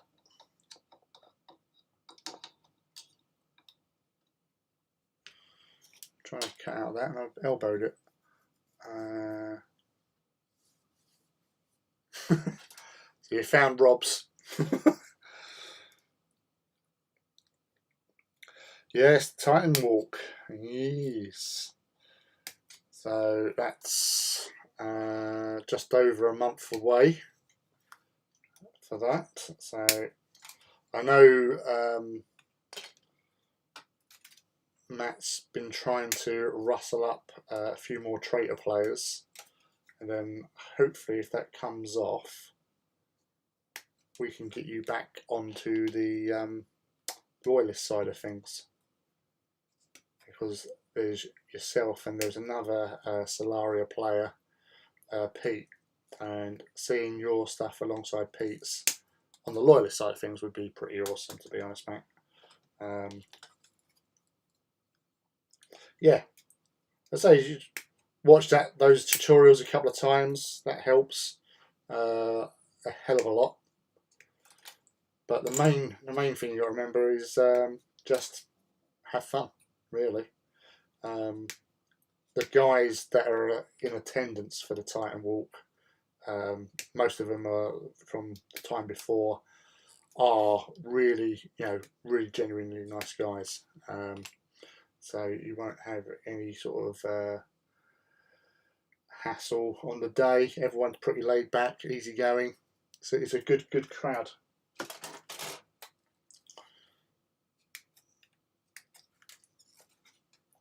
And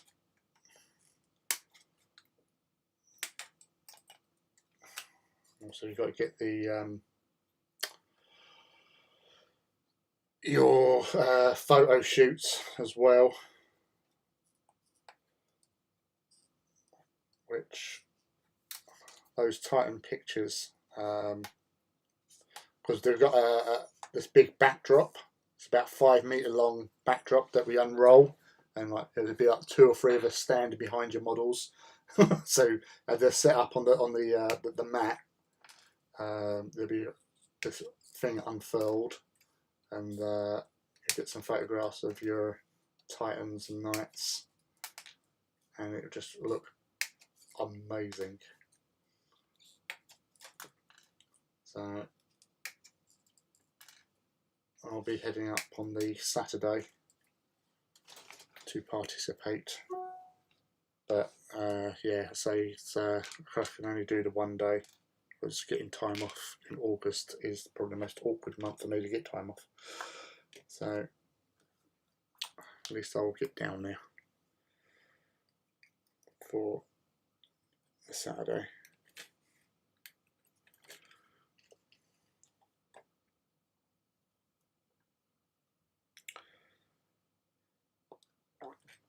You got Adam. You got like a local club you can go to for that, or you got like friends who are also doing the hobby that come round to yours, or what's your plan to get out and start rolling dice?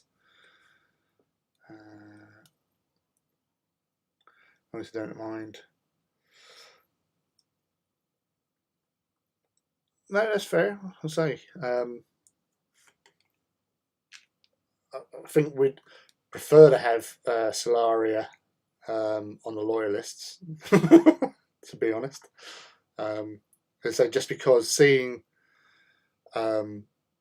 multiple mana pools from loyalist legios together really is quite epic in itself. So there's like a couple of Metallica boys. There's obviously a couple of Ignatum, myself included. So I just want to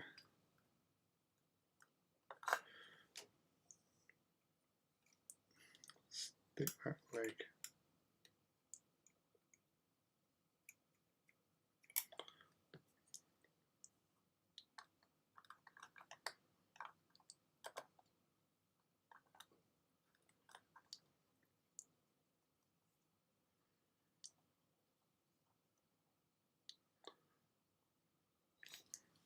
That position there. Be cool to join you all and see, but it's a bit of a walk. Yeah, because you're like there's a bit of water in the way, isn't it? No friends, but when the shop gets a green light, then I'll visit them for to say that's what the friendly lake gaming stores are for, getting your models out and rolling dice.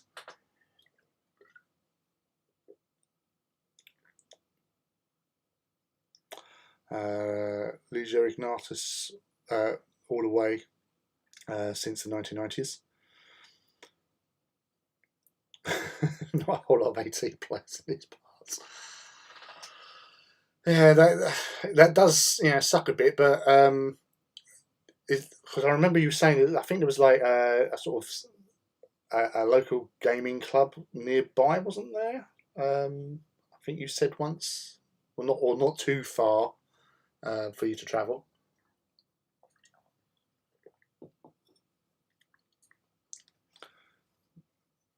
But yeah, so to be fair, yes, I've got a lot of Titans, but I've just enjoyed building, painting, and doing all that's needed to be done with them. and you know, it's a nice little collection. So if I don't get to play a game, it's not the end of the world, if you know what I mean, because I'm just really happy with what I've been able to achieve with these guys.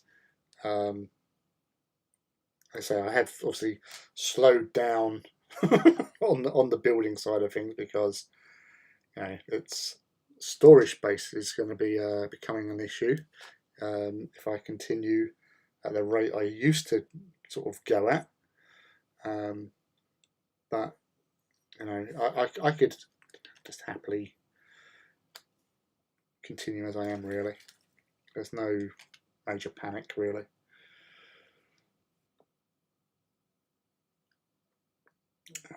Warhammer store right here, 40k in AOS. Yeah, that's the thing. I think you can take your. It depends on the manager really, but I'm sure they'll be cool with a bit of AT in store. Because again, it's sort of advertising other games, which you know it could hook other people into their nefarious practice of luring people into hobby. Right. So that's that taken care of.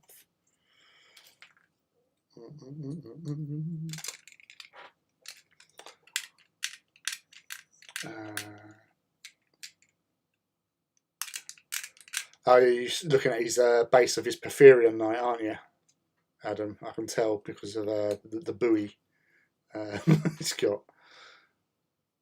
Yeah, I'm having fun with painting something different.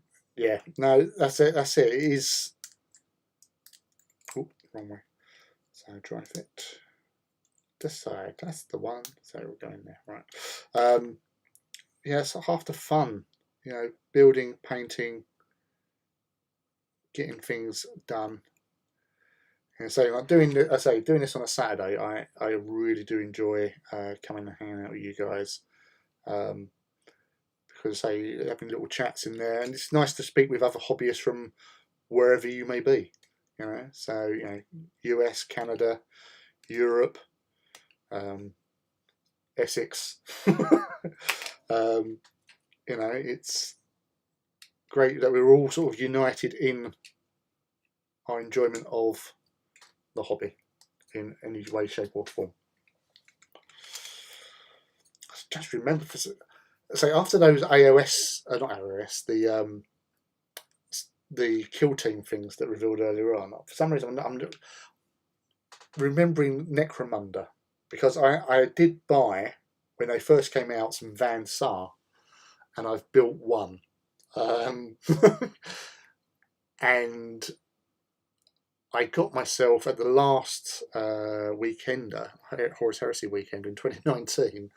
I bought myself some bomb rats because, as some of you know, I do like the absurd things in the hobby. So, bomb rats or Ideneth Deepkin, because what's madder than an elf walking fish around? And I just find that hilarious, and it just tickled me. But I was just remembering my bomb rats, and I haven't done them either, and I really want to do them now. So I might do that as a little side project next week, when I find them again. Because I just think they're little candles that they got on their heads, just remind me of like top hats. But yeah, it's the simple things.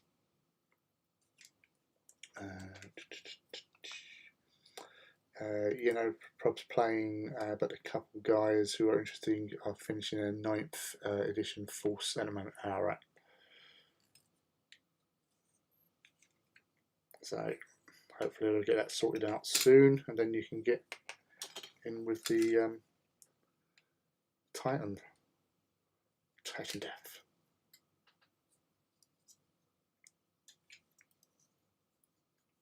But yeah, your Solaria, because yeah, your Solaria have come out quite nicely.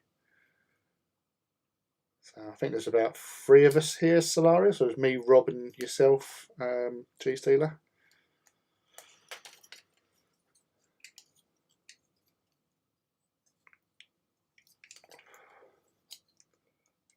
Those that haven't listened to or read Titan Death by Guy Haley, you should do. It's awesome.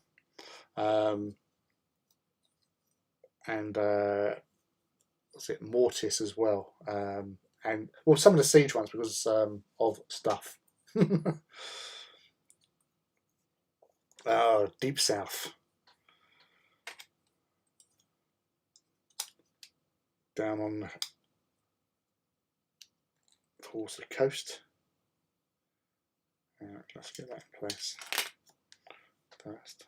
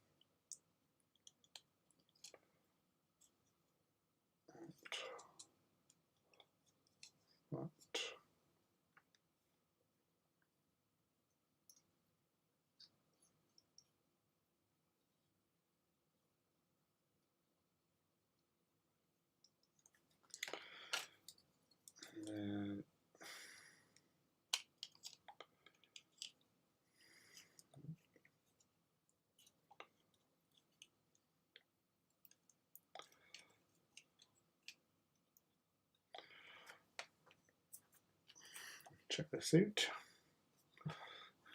Leisure first. Yeah. So I've read it a couple of times and I've listened to it a couple of times. When I went out to Denmark every year, 2019, I took that with me. I was reading it on the train as we was visiting a city called Uns, or what the Danish called Uns, which is to the rest of the world Odense, which is like Odin's town. And yeah, it was just read it first, and then I was listening to it on the train. Sorry, just a sort of, you're on a train journey. You just put your headphones on and disappear. And like the time afterwards, I was listening to Spirit Emperor. So I went twice that year.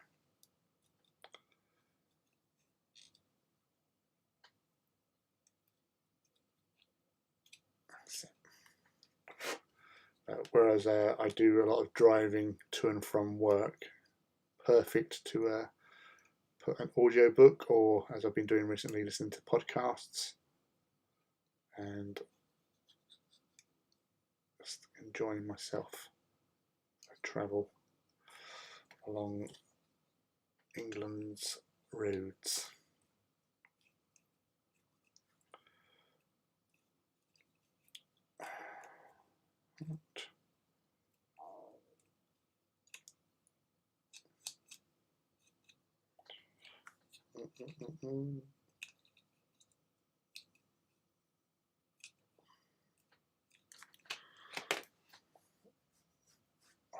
Extra bits. Let's get the front on as well. Mustn't forget the front.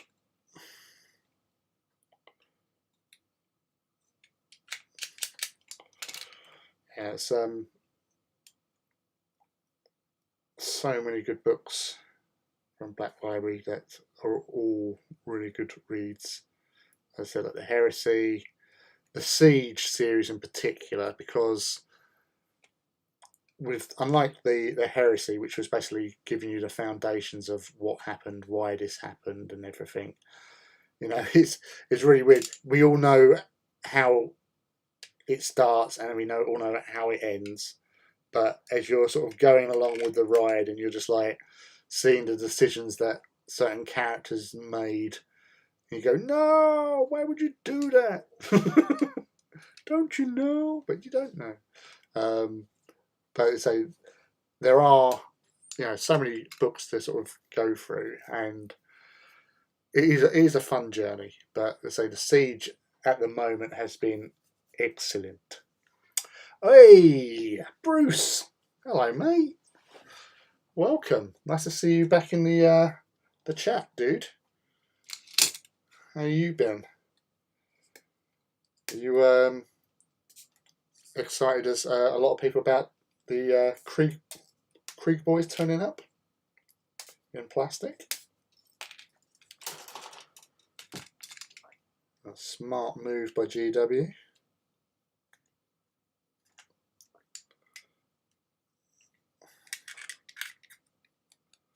What are you working on tonight, then, bud?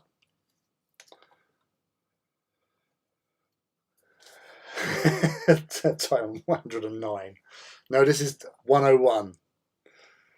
I wonder if I can put that into a name somewhere. Interesting. Hey, Gary. Oh, awesome. All the big guns are coming out. Yeah, Reaverkill in the chat there is my personal nemesis. Well, he's my personal human nemesis. I have two nemesis at the moment. Gary has been my longest serving. Reaverkill has been my longest serving nemesis since 2015, I believe, actually, Gary. It was our anniversary the other week. My other nemesis I have is my friend Phil, who sometimes turns up, who is Engine Phil. And he has a dog called Ted, who's a really cute looking dog. Don't tell him I said that. But for some reason, he just barks his ass off every time I see him. He's just like, row, row, row, row, row, row, row. And no one else, just me. And so I'm taking it personal now. I think, right, he's going to be like that. So whenever Engine Phil posts up pictures on his social media of his dog, Nemesis, I just like look at him. He'll rip your throat out in a second. I was actually on a hobby Zoom call the other day, and as we were chatting, suddenly I've heard, and I said, "Yeah, Ted knows I'm online. He can sense me." But yeah, it's the only dog that does that, and I'm the only person who does it too. So it's obviously something personal. I enjoy reading the heresy books, like you said. We all know the story, but it's a fine detail that it's really interesting.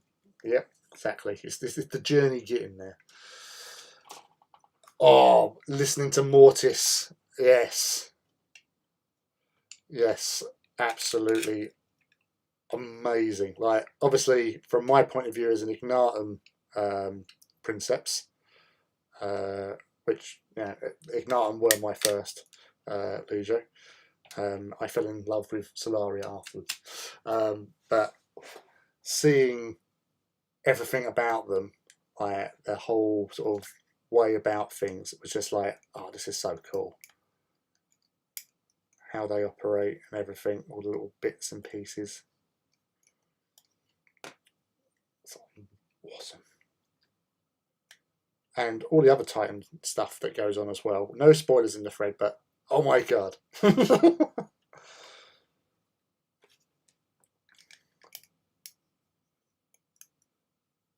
And some of the things that those bad Mortis boys, things they get up to, just, really, really, really pulls the heartstrings. Some of those things that they did. Thanks, dude. All good, thanks. Building a Warbringer. Just mag the Quake cannon. Yes, Krieg look awesome. We'll wait for individual boxes to come out though. Yeah, that's fair. Agreed with Rob. That's the detail that keeps us interested. It's the beard and the long hair, mate. The dog thinks you're a challenger.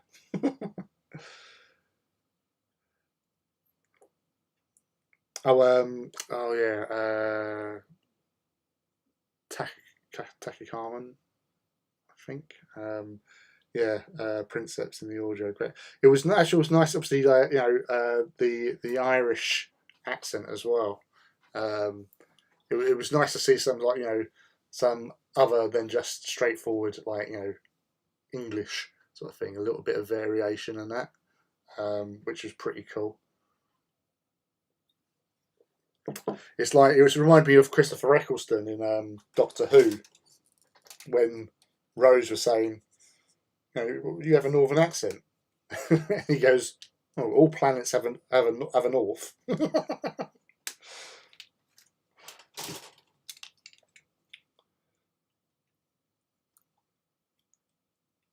Yeah, it's nice to have some other sort of dialects thrown in there.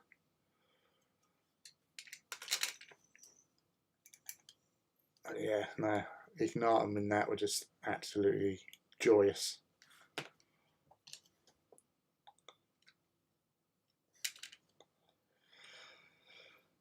And somewhere amongst that crowd might have been a very noisy reaver. Who knows?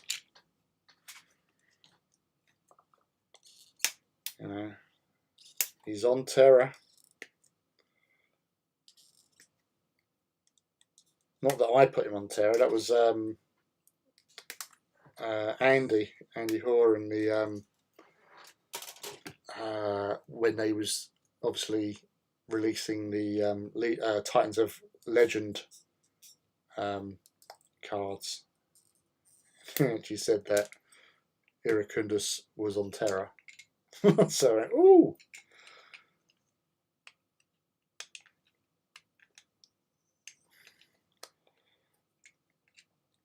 So, nice to be amongst the mess that's going on there.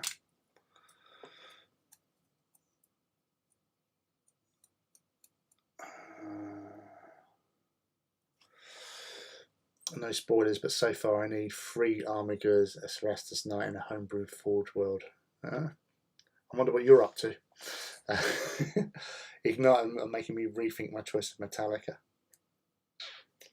Well, Metallica are good, but come on. There's only one Legio that's red with stripes. They're hazard stripes for a reason. It's always been the same. Read a book and I want to build an army. That's how they get you, Bruce. That's how they get you. Ref Mortis, biggest smile ever when a notorious large Mortis in the Titan engaged a loyal Titan with magical abilities. Had to put the book down and fist bump a little.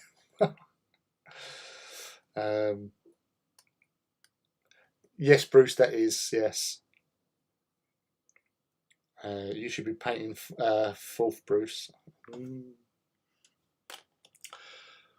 Oh yeah, Gary, you're going to the Titan Walk as well, aren't you? Because Rob in the chat here is well, he's under his name anyway. So Rob Walters, he's also going up to the Titan Walk in August. So there'll be a fair few of us mustering our Titans and unleashing hell, no doubt.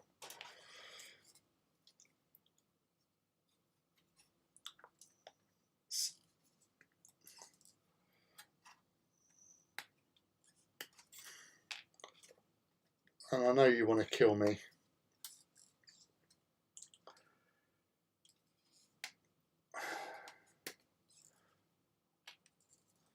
Maybe this time you might get lucky.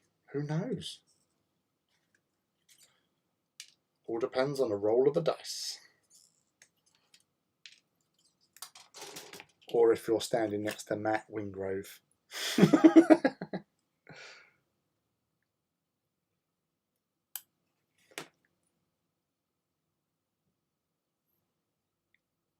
Although those kills, they're mine. I claimed them. Add some more kill markings to my banner. Because I did actually put him in that situation for him to explode. Iracundus is going on your kill banner. Well, you have to kill him first. And as Simon Winter found out, that's not quite easy.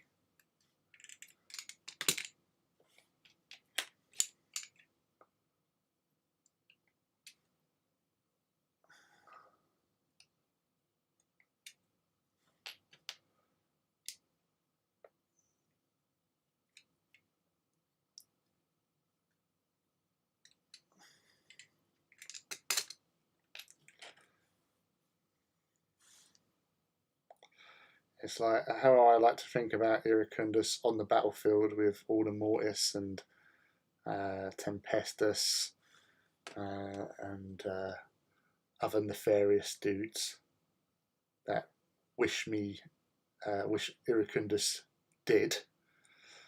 The fact of the matter is, it just reminds me a little bit of Watchmen with Rorschach, where he's in prison and he just reminds everyone, it's not that I'm locked in here with you, it's that you're locked in here with me. It's the same when I'm on the battlefield. So you lot have got your work to cut out to stop Ignatum and Iracundus.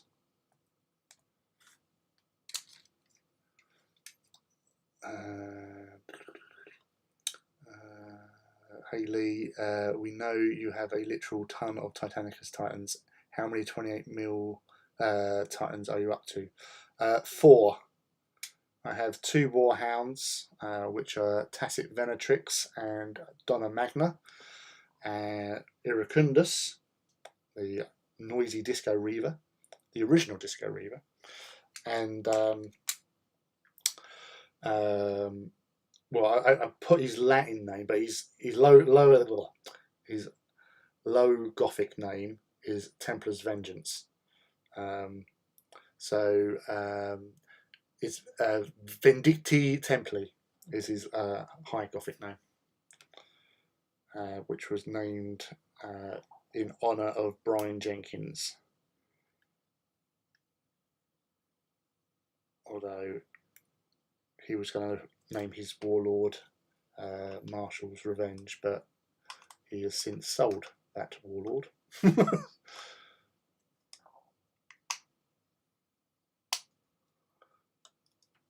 He got himself the Mandalorian ship.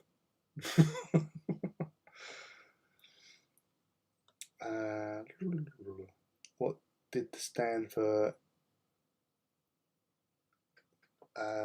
What did that stand for again? Iracundus. Oh, Iracundus is wrathful or wrathful. Basically, he's a very aggressive and angry war spirit. That's his low Gothic name is wrathful. But he is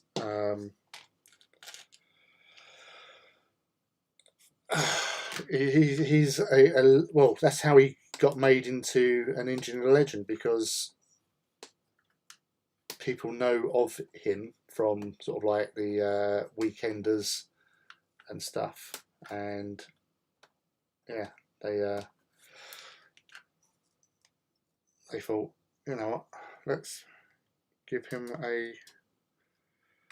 let's name his Titan in the canon. So I was very, very chuffed when that happened, for obvious reasons. It's not every day that your Titan gets made an actual canonical thing.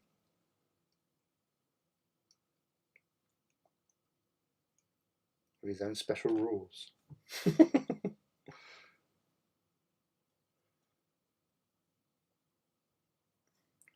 But I must admit, when I went to the Legio Walks event last year, Injun Phil was with me. He was my cheerleader for the Saturday, and he what did he do? The guys next to us in the first game was an Ignitum player, and I was sort of obviously busy setting up and everything. And then Phil just pointed out and said, I think you want to see something here, mate. And I've looked over, and the guy who was on the table next to us, the Ignitum player, had actually replicated Iracundus from when I first painted him for AT. He doesn't look like how he does in real life, because all the flame stuff obviously isn't sort of standard that he's got on. So I painted him in like the basic sort of stripes and hazard stripes type things. And the guy next to the table had actually painted up his own versions of Iracundus, which was just like, oh wow, that's just really cool. And he was using it in the game.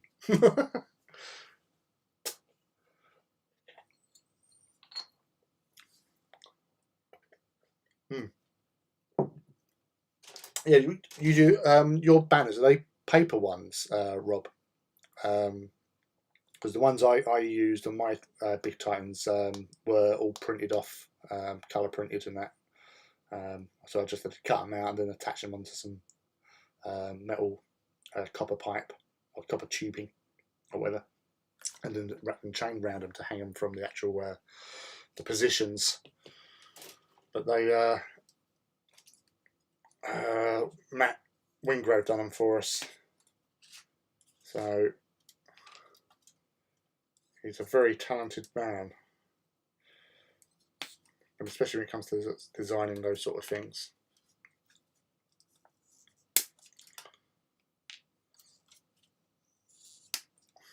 These weapons cut off. So Artilax defense weapons, so the Mauler bolter, and then the las cannons.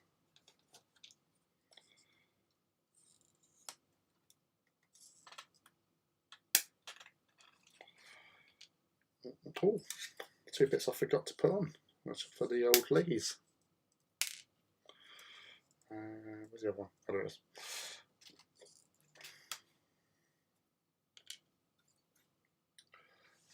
Sprue that is spent.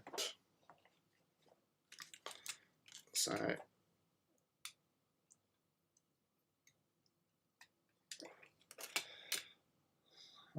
where's that? That's there.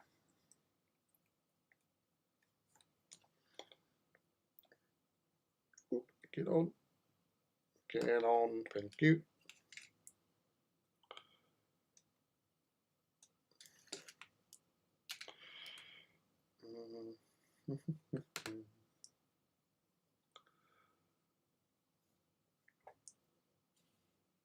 Use plasticard on your banner. Wow.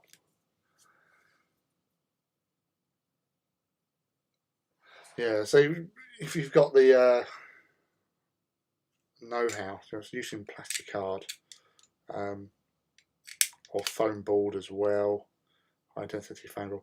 There's I don't know, Rob. I don't know if you've seen in the Titan Owners Club chat thing. The other Lee, who's been building an Imperator, 40k scale Imperator. Just the work and detail he's put into that, and he's just using, like I say, like foam board, plasticard, and various bits and pieces. But it's such a great job he's done with that so far. So I don't think it's going to be at the walk, because I think it's still a long way off from getting completed, but such an awesome looking model that he's done there.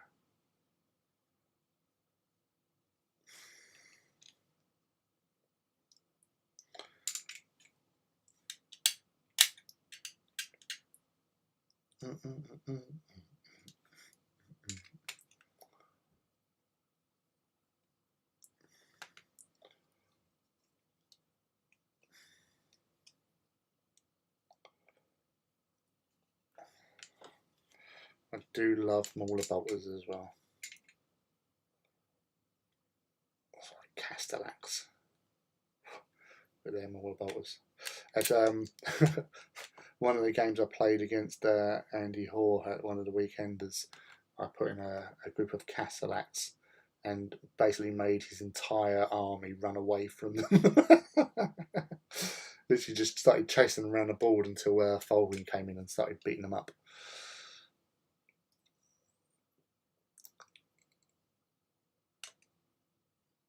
Yeah, that thing's going to look amazing once he's built that. Once he's finished it and he's painted it as well, because he does a good bit of painting, that boy, as well.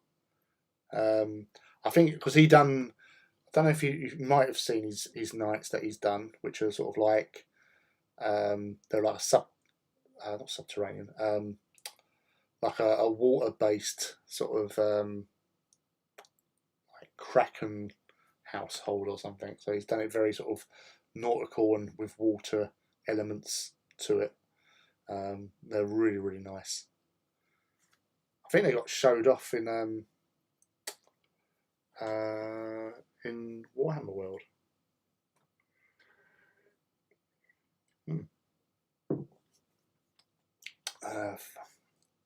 First time I used plastic card as well. I seem to be quite lucky with trying things first time. Never tested things. Jump straight in. Yeah. Why not? Right. So let's see.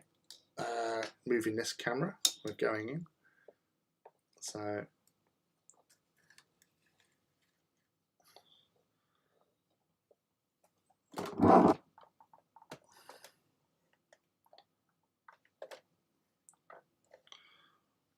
I can't really see it. Now, obviously, he's not glued in place, so but that's the sort of stance positioning. So it's slightly hunched over on the turn a bit, like that. So as if he's. So unfortunately, because of the light in here, let's try and. No, that's not helping.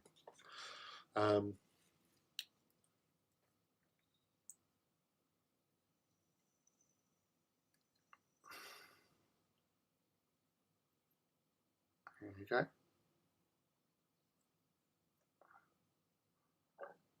Just trying his best to balance, because it's not glued in place. So get that up there. Yeah, no, I'm really quite chuffed with the actual positioning. That is good. I like it. I like it a lot. And yeah, so Leisure Ozidats.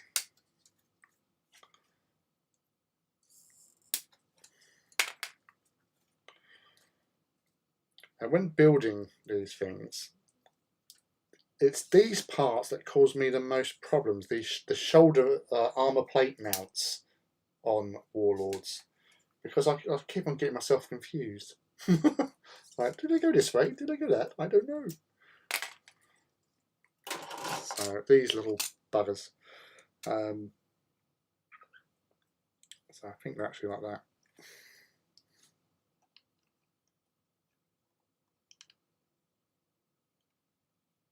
Nope, they're the other way, because obviously you got the slope. Hey MZ, how are you? Thank you for joining. Kaiju Count. What's that? Sorry. Kaiju Country is the name of his blog. He makes some amazing models. I have another chat as well. Oh yeah, Lee, yeah. At the last last Titan Walk, he does like sort of Godzilla and stuff,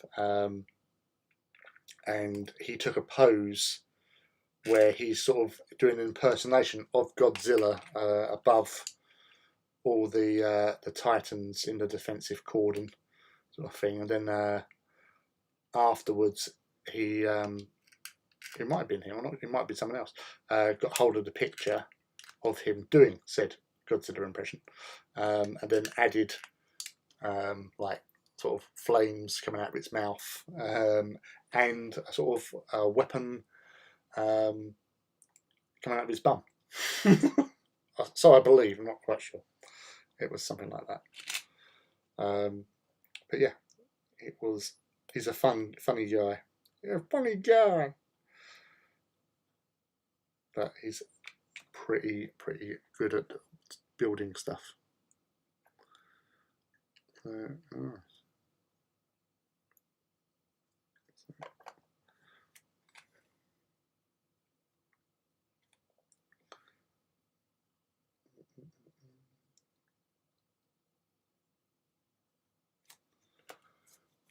Oh, bugger.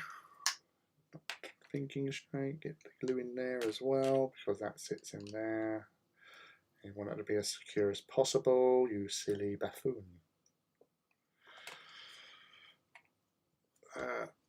Yeah, not too bad, thank you very much. It's a hectic day running around. Literally got in with around about half an hour before coming on tonight, so I had to get quickly changed, sorted all my bits and pieces out for what I was doing, and then get on it basically. So straight in setting up the stream. So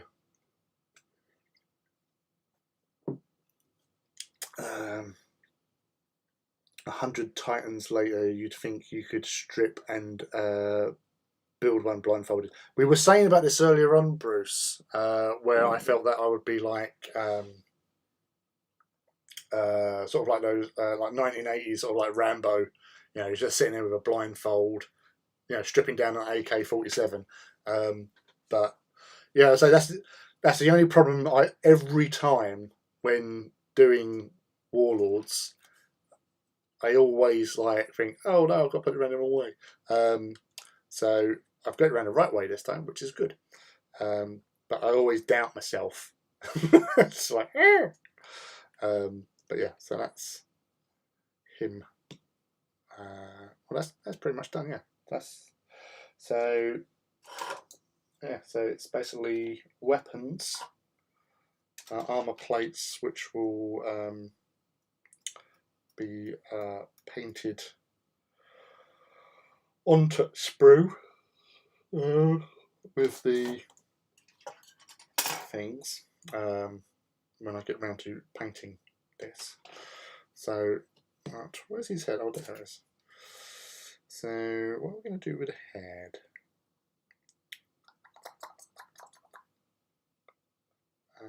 Right, I would actually go, because I don't think I've actually got the plain head on any of my Titans. So that's happening now.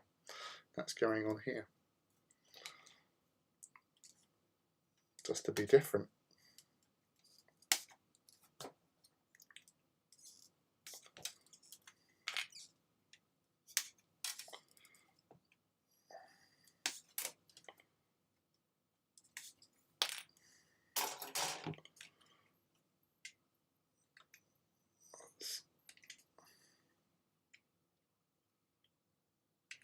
There.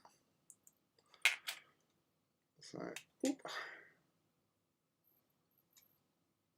I'll just say thanks to everyone who has joined this evening.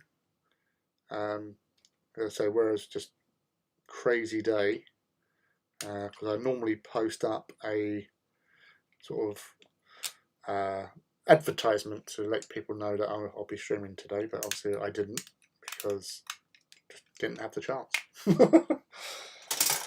Right, basically, so that's the problem. So bloody busy at times.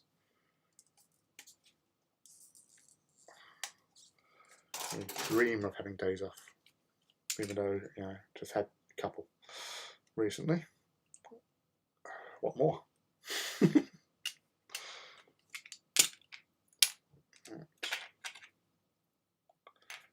that down.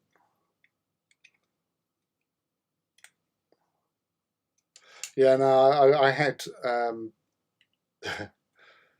I had a stockpile of stuff that I bought when I was in work yesterday. So like, see, I had my normal sandwiches and stuff, and I've got a little box of snacks at work as well.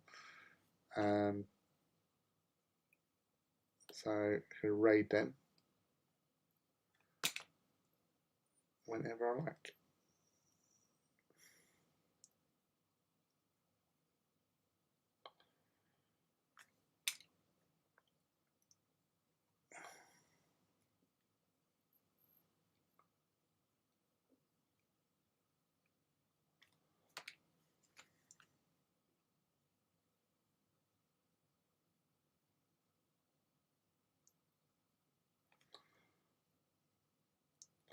I may have nipped round to a mate's and grab something off his barbecue.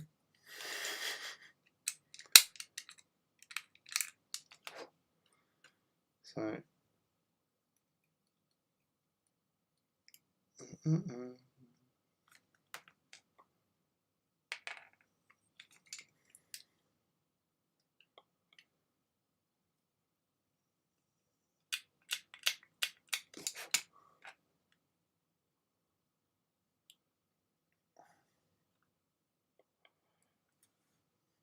yeah.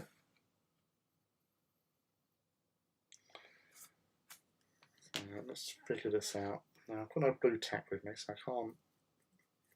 I've got to be careful.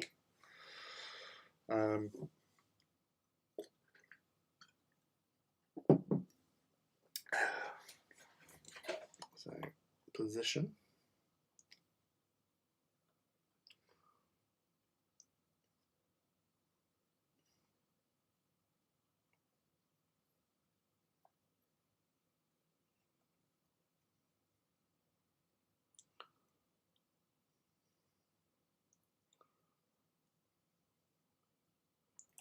So I'm just trying to play by eye how I want this to go.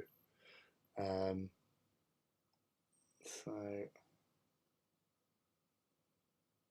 maybe like that.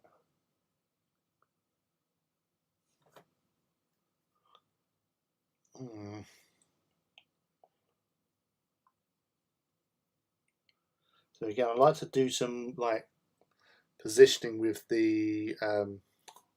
You can't see, can you? Alright.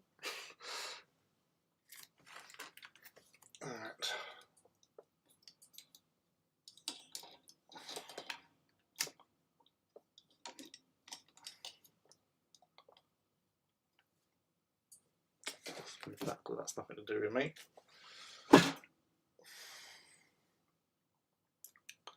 So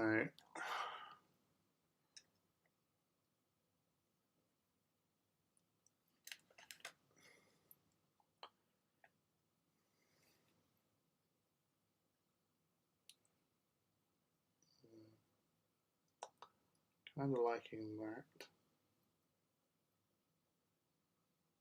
Yeah.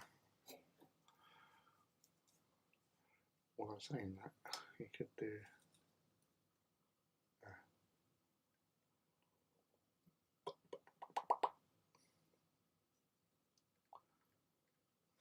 That'd be better. That way.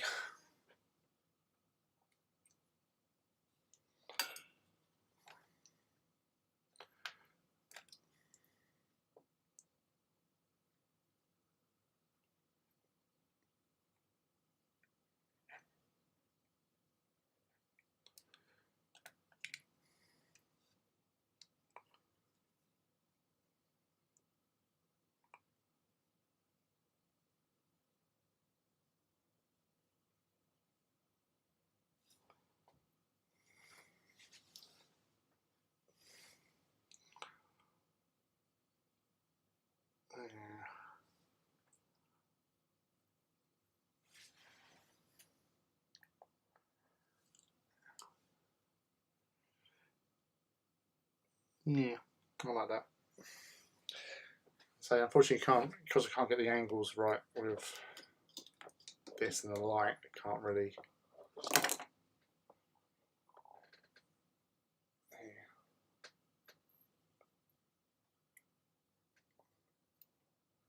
So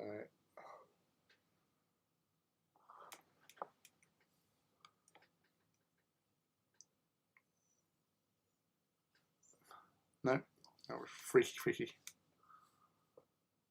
Yeah, so that's where we are at. So yeah,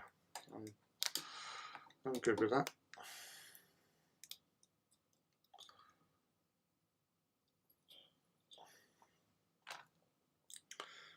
So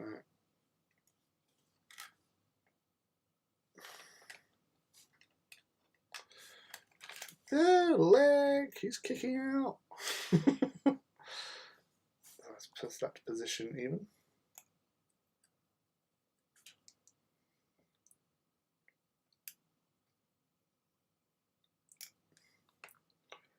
And kick yourself in the face, mate.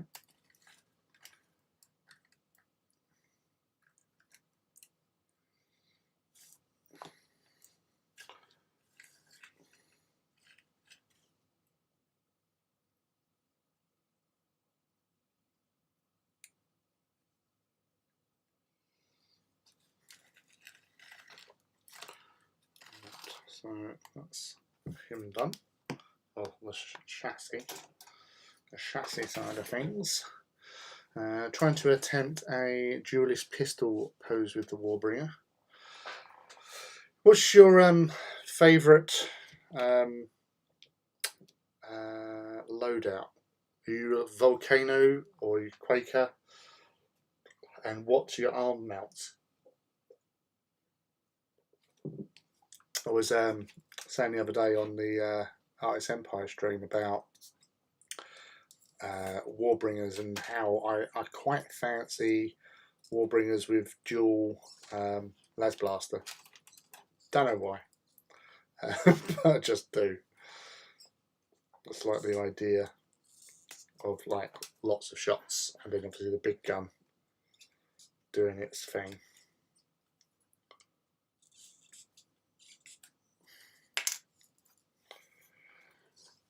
And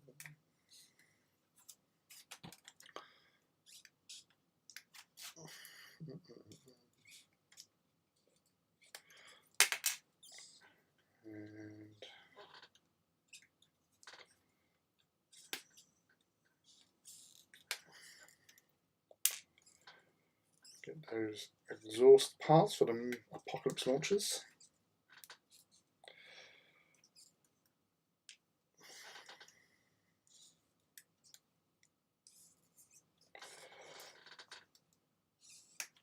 Squeaky, squeaky. That's the chair, it's not me.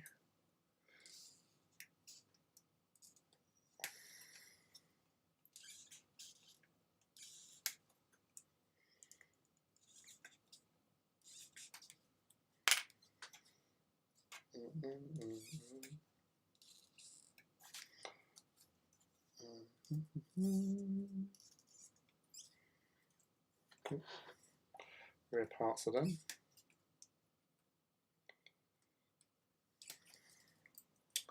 I haven't used them in a game yet. It's style over function around.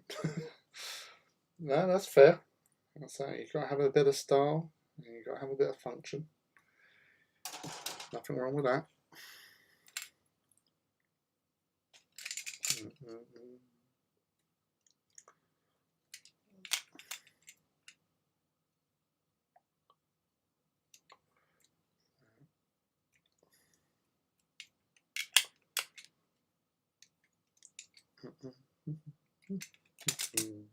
Blue, come here, Blue.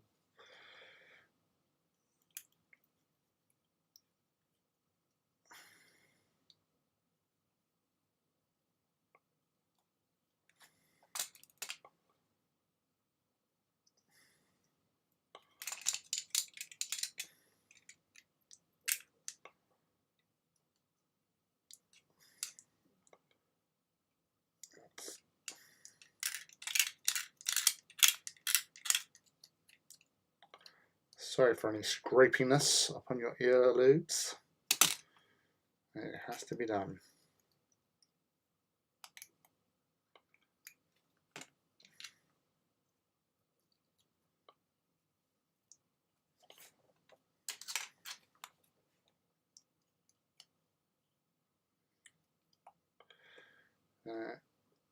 take it everyone's seen the Henry Cavill interview bit. That's been going around on social media and that. That was a nice little touch there, and say quite apt with the old Blackstone Fortress name drop. Hey, hello Andrew. Welcome back. So at the moment I'm going through building a Warlord, and we've got several people in and lurking who are also doing some hobbying today in various scales, sizes and stuff. Well, not just Titans, but other bits and pieces as well.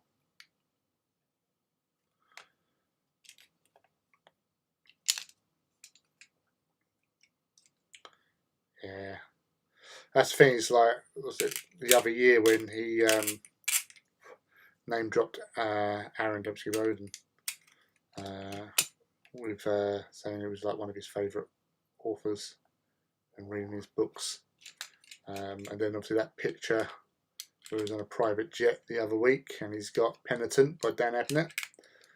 So he does like his obviously Custodes, but he does like his reading of Black Library authors, which is way cool.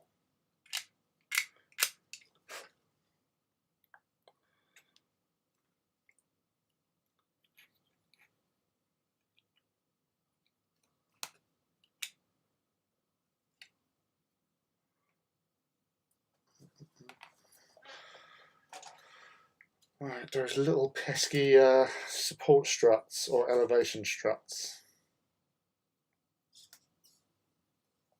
because they are annoying.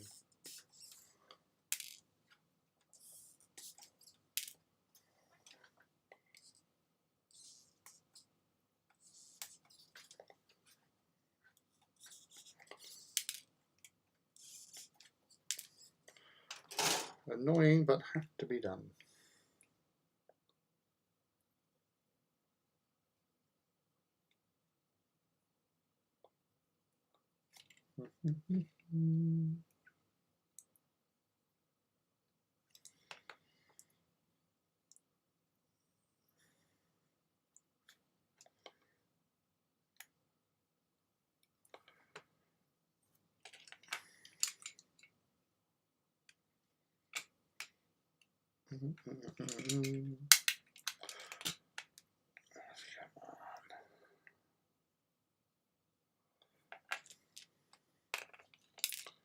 Who come back here?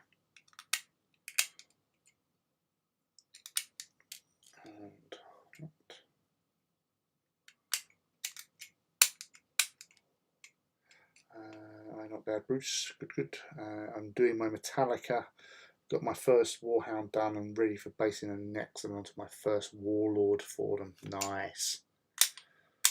Yeah, totally different from Warhound, but once you've got that Warlord built, you'll definitely just look at it and just go, that is just awesome. Obviously it takes a lot longer. Like Warhounds are just so quick to knock together, but it's just that sense of satisfaction of building your first Warlord. And even like, you know, so this is my 18th Warlord that I've built, and so still not disappointed with it one bit.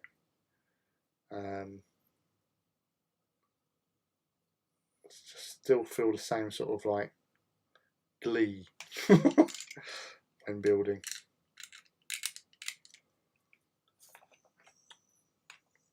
Feels good. Right, so that's the Apex. Now for the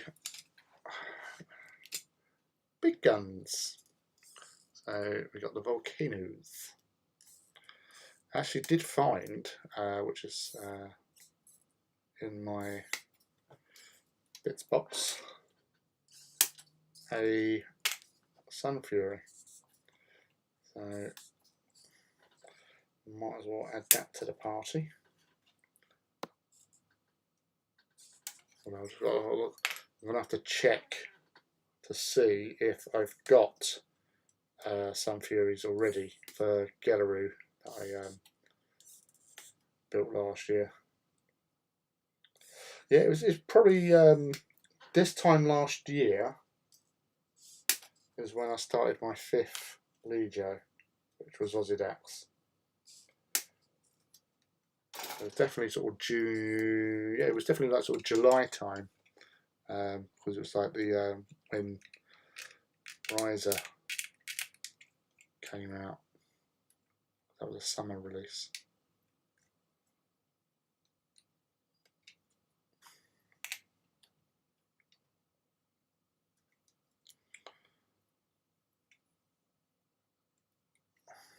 And then after Ozydax was started, then it went on to Audax, number 6. Number 7 was Legio Domitium. And then number 8 was Fortidus. And Legio number 9, which is a Black Shield Legion, only has 1 Titan in it. So, yeah.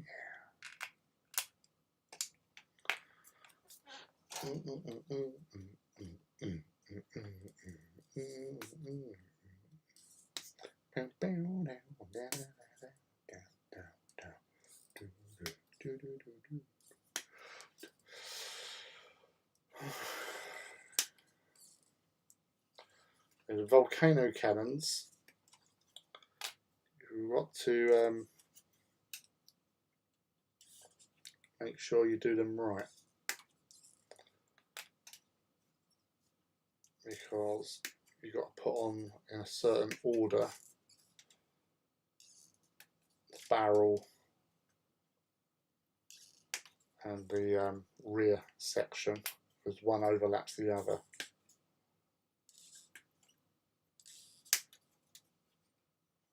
But if you do it wrong, you won't notice it's wrong until you try to put the other bit on. And by that time it could be too late.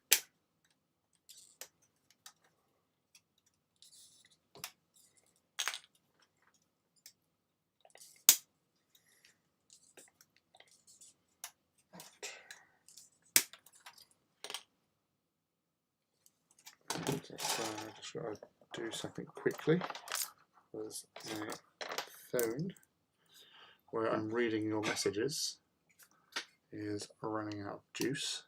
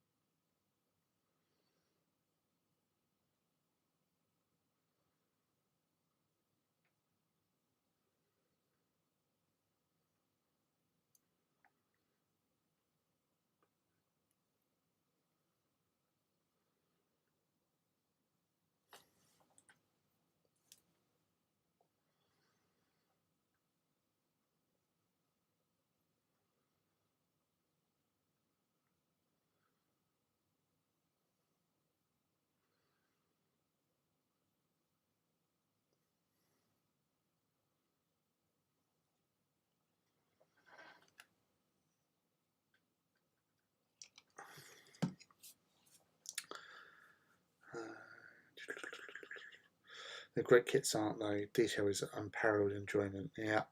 Well, that's the thing. It's like when you War Masters, people saying about, I want to use these as Imperial Knights, and yeah, no, they might be the same height, but they're not the same sort of thickness and scale. More importantly, it's just wrong. It's not how things should be done. But it's people's hobbies. If they want to put a magnificent Titan and make it into a knight, they're going to do it. So let them do it. Enjoy, but it's not what you should be doing.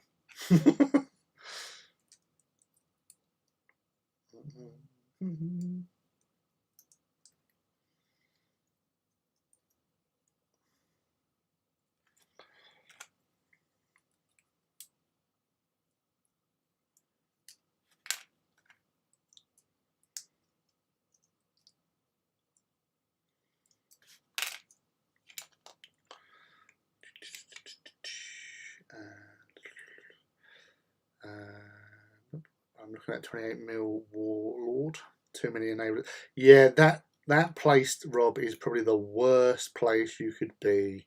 You know, the amount of Titans that are in that sort of in proximity of you. Yeah, it is crazy cool. You know, and they're all, yeah. You could go, oh, I think I'll do that. No. Start down that slippery slope. What a ride.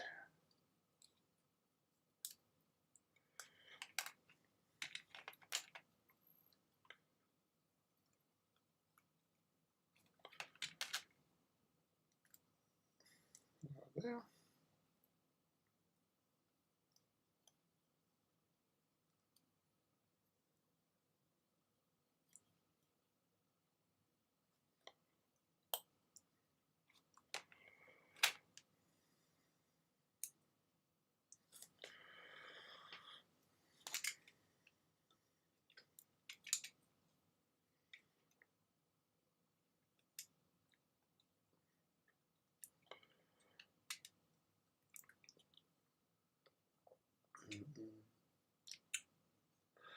And Ford were unlikely to bring back the Warbringer anytime soon. Been waiting 5+ months.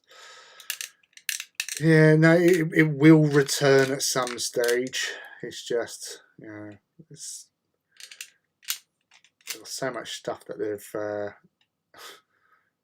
need to sort of focus on getting out first before anything else, and it's the raw materials. So, like, resin has been in high demand across many industries for the last few months now. So all sort of qualities. So I do know that obviously since like the first lockdown, because I know people that work for Forge World in the Great Grey Wall, as they say, that when they first sort of came back to work, that they were being offered as much overtime as they wanted to help get production levels back and obviously getting the vast machine turning. But obviously they can only do so much, and if the raw materials isn't there, then that's a bit of a problem. You can have all the staff in the world, but if you ain't got the materials, you can't do anything, can you?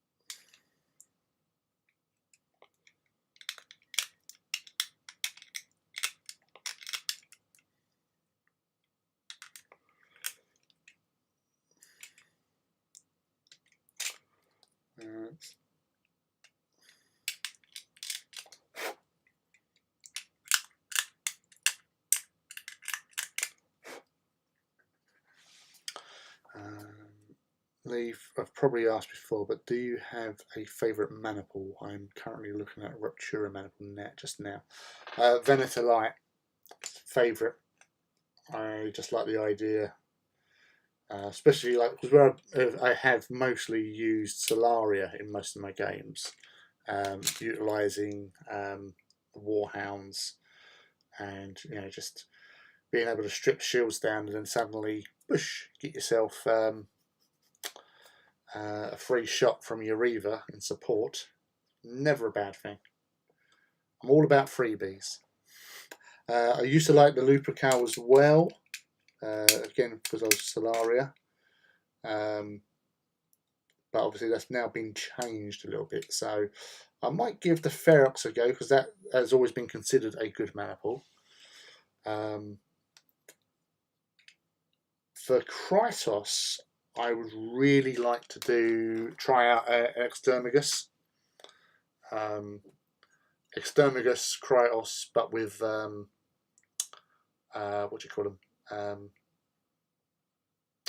With Quakes. So you can obviously do the Exterminus Scorched Earth trait to add 2 damage and increase your reactor by 2. But having that on your weapons and doing like strength 11 Quake is quite tasty. Quite tasty indeed, I say. I played against... No, I haven't played against Rupture. I played against Fortis, Regina, mana pools. So they're the shield sharing ones. They're quite interesting.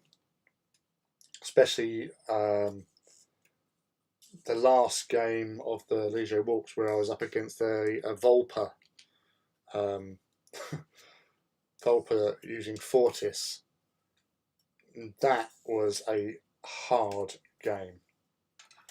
Came out winner, but it was hard going.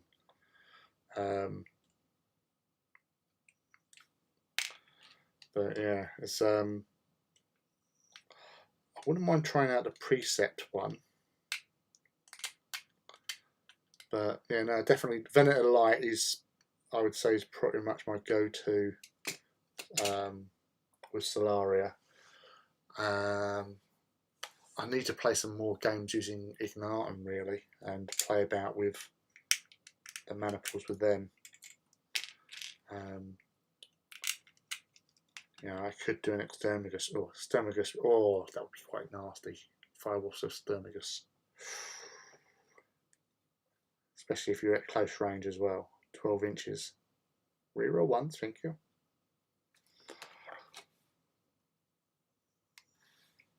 Very sweet. Too sweet. Hope they pick up production soon, yes.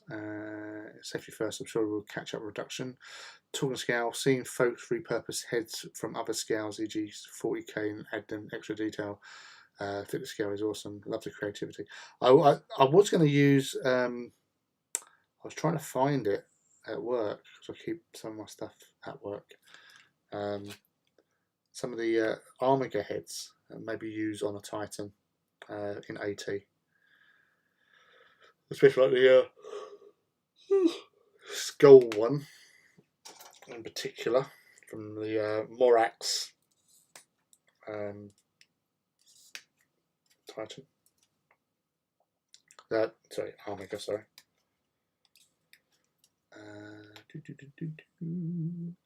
Any recommendations for Warhound loadout? Always love Vulcan Mega Bolts and Plasma. Yeah, that is a safe bet, to be honest. I know I've been up against guys who were using twin plasma guns. It's all well and good, but I like to have a bit of diversity with my loadouts. So having a Vulcan is always a preference in my mind for shield stripping, especially if you're doing Venator. And plasma is your sort of go-to heavy, but obviously with blast you don't get to do cool shots. So I initially, with my early Warhound builds, with each box, I would do one with Vulcan and Plasma and one with Turbo Laser and Vulcan, to sort of allow one to like get the strip the shields with the Vulcan, then hopefully shoot with the Plasma Blast Gun and do as much damage as possible to whatever location.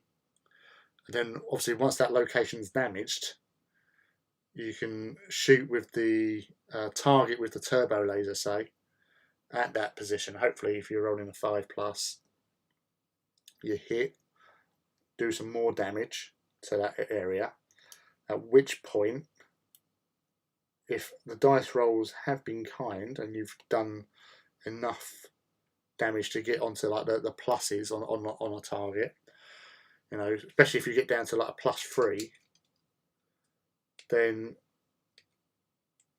hit them with a Vulcan. So you're doing a strength 7 attack with rapid. You never know, you might get obviously, and if you're shooting from angles as well, so if you're from the side or from the rear, but shooting your lower strength weapon last on that second Titan, you've got more chance of actually doing some damage if you've got those pluses. Because obviously on a strength 7, you know, if you were shooting from the side at strength 8, so on a body shot on a Warlord, it's I think 11 is its body. So you've got to roll 4s plus to actually do a bit of damage. 5 or 6 might do a crit. No, it won't do a crit. It would either be devastating. Sorry. So it's another 2 damage. So you know, it depends on how many times you hit them, because that's the thing about rapid. Roll a 6, you get another hit. Very handy. Very handy.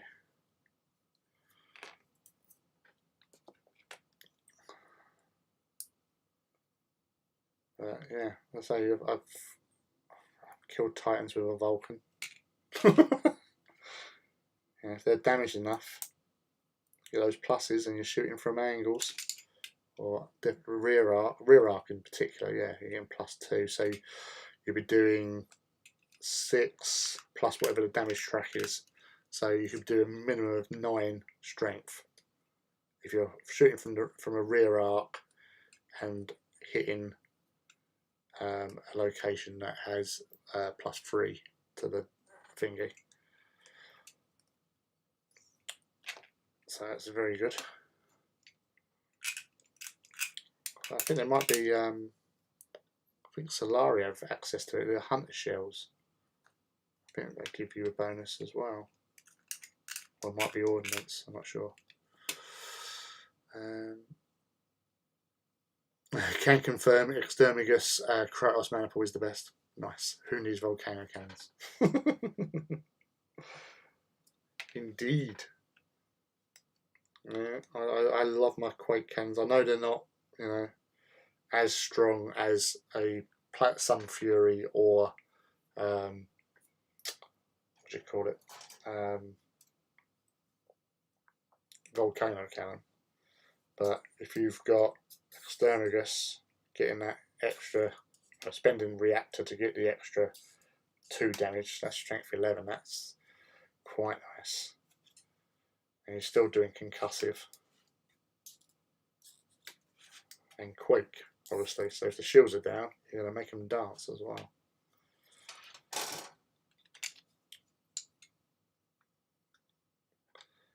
And also, you know, if you use stratagems, so like experimental weapon, which you could theoretically get a strength 13 Quake, which is good. Admittedly, if you're using experimental weapon Exterminus on a Warlord, that's like strength 16, that's critting. All you got to do is not roll ones and you're critting.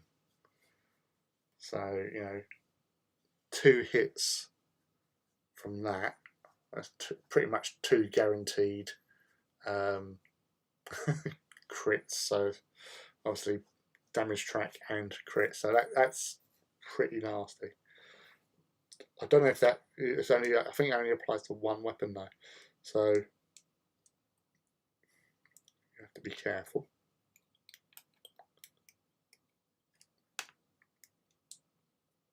As you do with any weapon.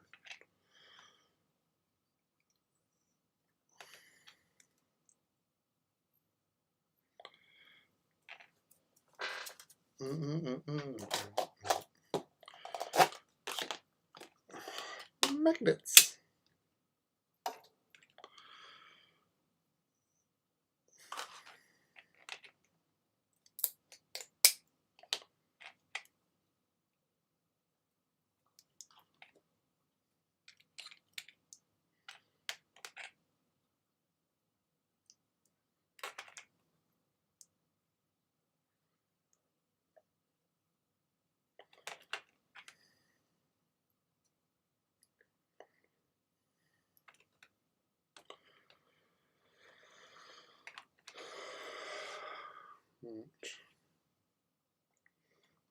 Yeah.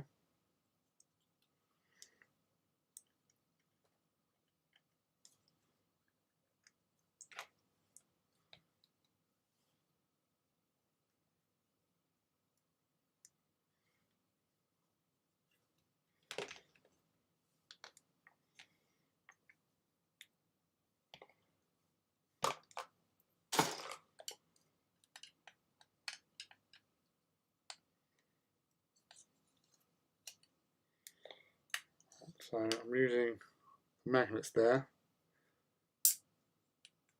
just to help me guide that into there. I was saying that, I don't think I glued that one. Or did I? Must have. Alright, that works.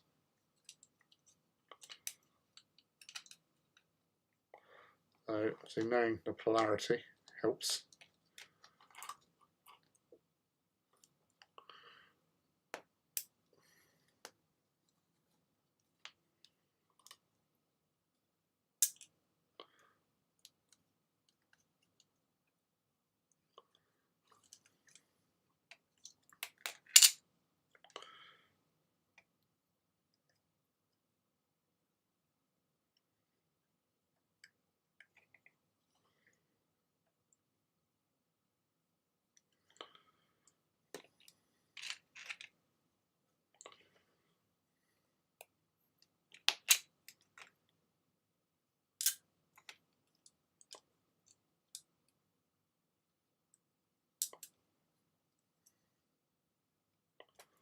Let's play it through.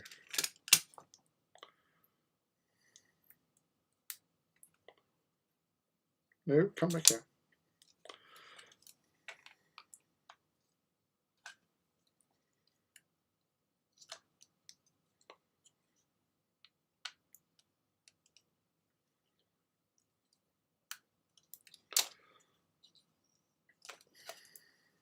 Magnets are in place there. Last 2 to do on the apox.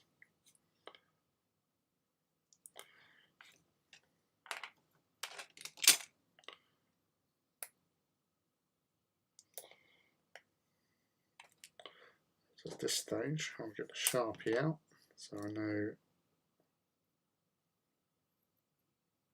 which way is north.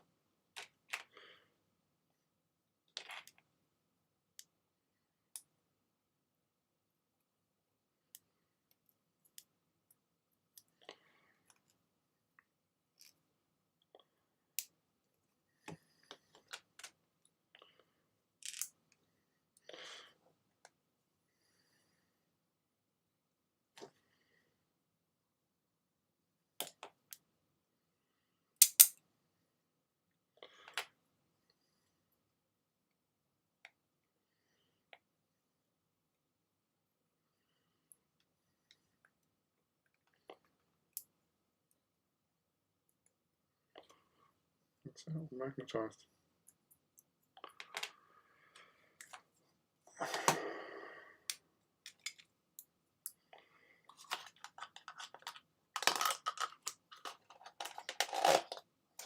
Right.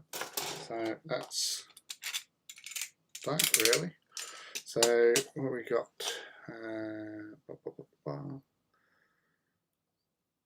Yeah, so that's all the magnets done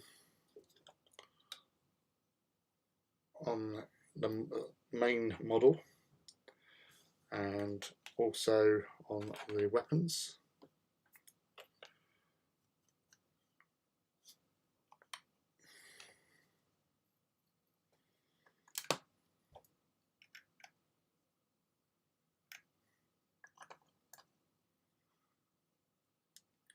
Right, still got manoeuvrability.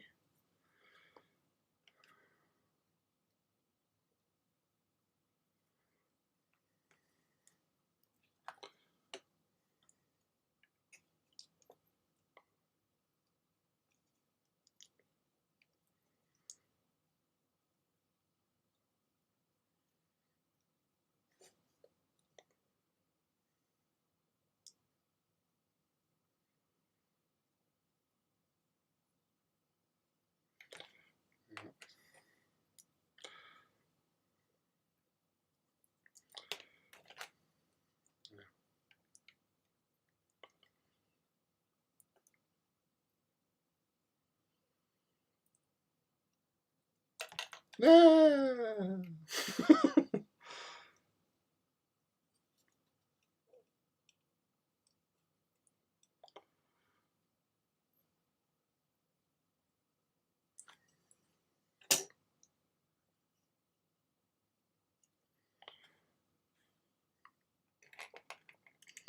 There's the other one. Such a dangerous loader having twin volcano cans, but sometimes it just has to be done.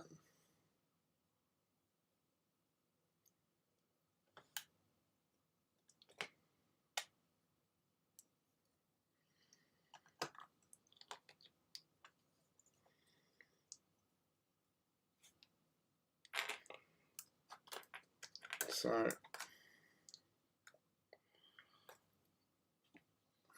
that's how he's looking at the moment with his twin volcanoes. So apox all done and dusted. So I think that's a pretty pretty sturdy little stance there. Little stride, little strut, turn and aim, and volcano to the face, which is never a bad thing to be doing to somebody else. Obviously, not being on the receiving end, you don't want volcanoes to the face. But yeah, I'm pretty pleased with how that's come out so far. So yeah, that's all looking pretty nice. So obviously with the basing side of things, that's all pretty much done now. So what I would normally do if this was during the day, obviously separate them off and then go about spraying primer on it all, and then just giving the lead belcher base coat onto the model itself and the armour plates as well, to tie it all in together. And that way I can then focus on doing the armour plates on the Titans. So obviously this one is going to be Aussie Dax, so cockatrice, and then yeah, just work my way through painting blue and white for a little bit. So the Calidor Sky and the Corex White. So like I do with all the Titans, do one layer of said colours, wash it all, and then go over again with the same colour, but obviously focusing more on the central areas and towards the edges, but not quite to the edges. So it keeps that sort of shaded area. So, and Reagrex will give it that sort of dirty, sort of greasy, dusty sort of look to it. So it's all part of the weathering side of things. But yeah, it's say whatever one I do is how I do it, and it looks effective, and you know it's easy, straightforward to do with no hassles really. So you can't go too far wrong, I find.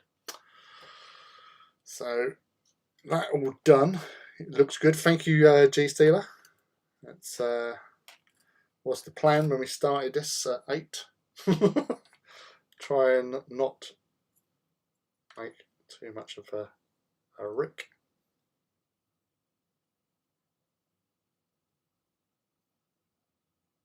I'm quiet because I'm just posing that rear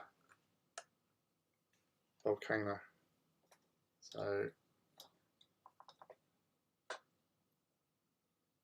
it's like he's just drawn up.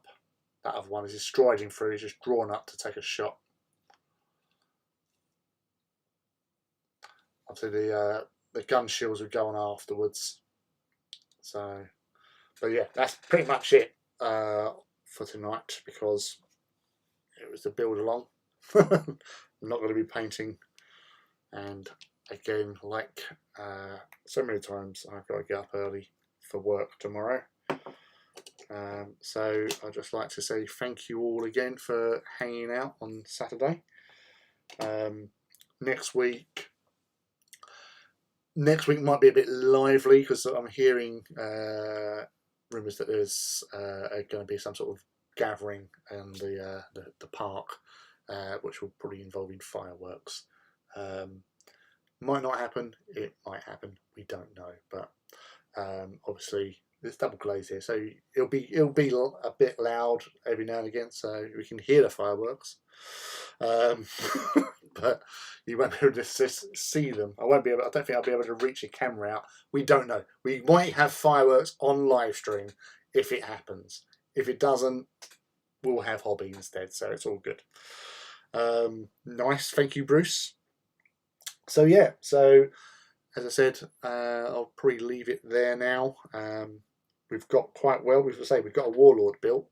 So it's just finishing off the plates and stuff, which come on later anyway. So thank you all again to come out. Felix, pleasure to be here, mate. Thanks for the stream. No worries. As I say, this is a fun Saturday night, as always, each week, with you guys in the stream, in the chat, and just you know, hanging out and hobbying, which is what we're here for, really, isn't it? So yeah, so again, for about third time now, but I mean it. I like you guys. You're all fun. So thank you for coming around, and I'll see you same time next Saturday. Obviously between now and then, Wednesday live stream with Artist Empire for the paint overs. So if you do have any models, always look him up, put it in. He normally advertises it on a Monday and Tuesday. I normally do a tweet on that and stuff. But yeah, hope to see you then, and if not, I'll see you next Saturday. So take care of yourself. Cheers, Andrew and Rob. Fun as always. Thank you. I'll catch you all later on. So till then, chatty byes.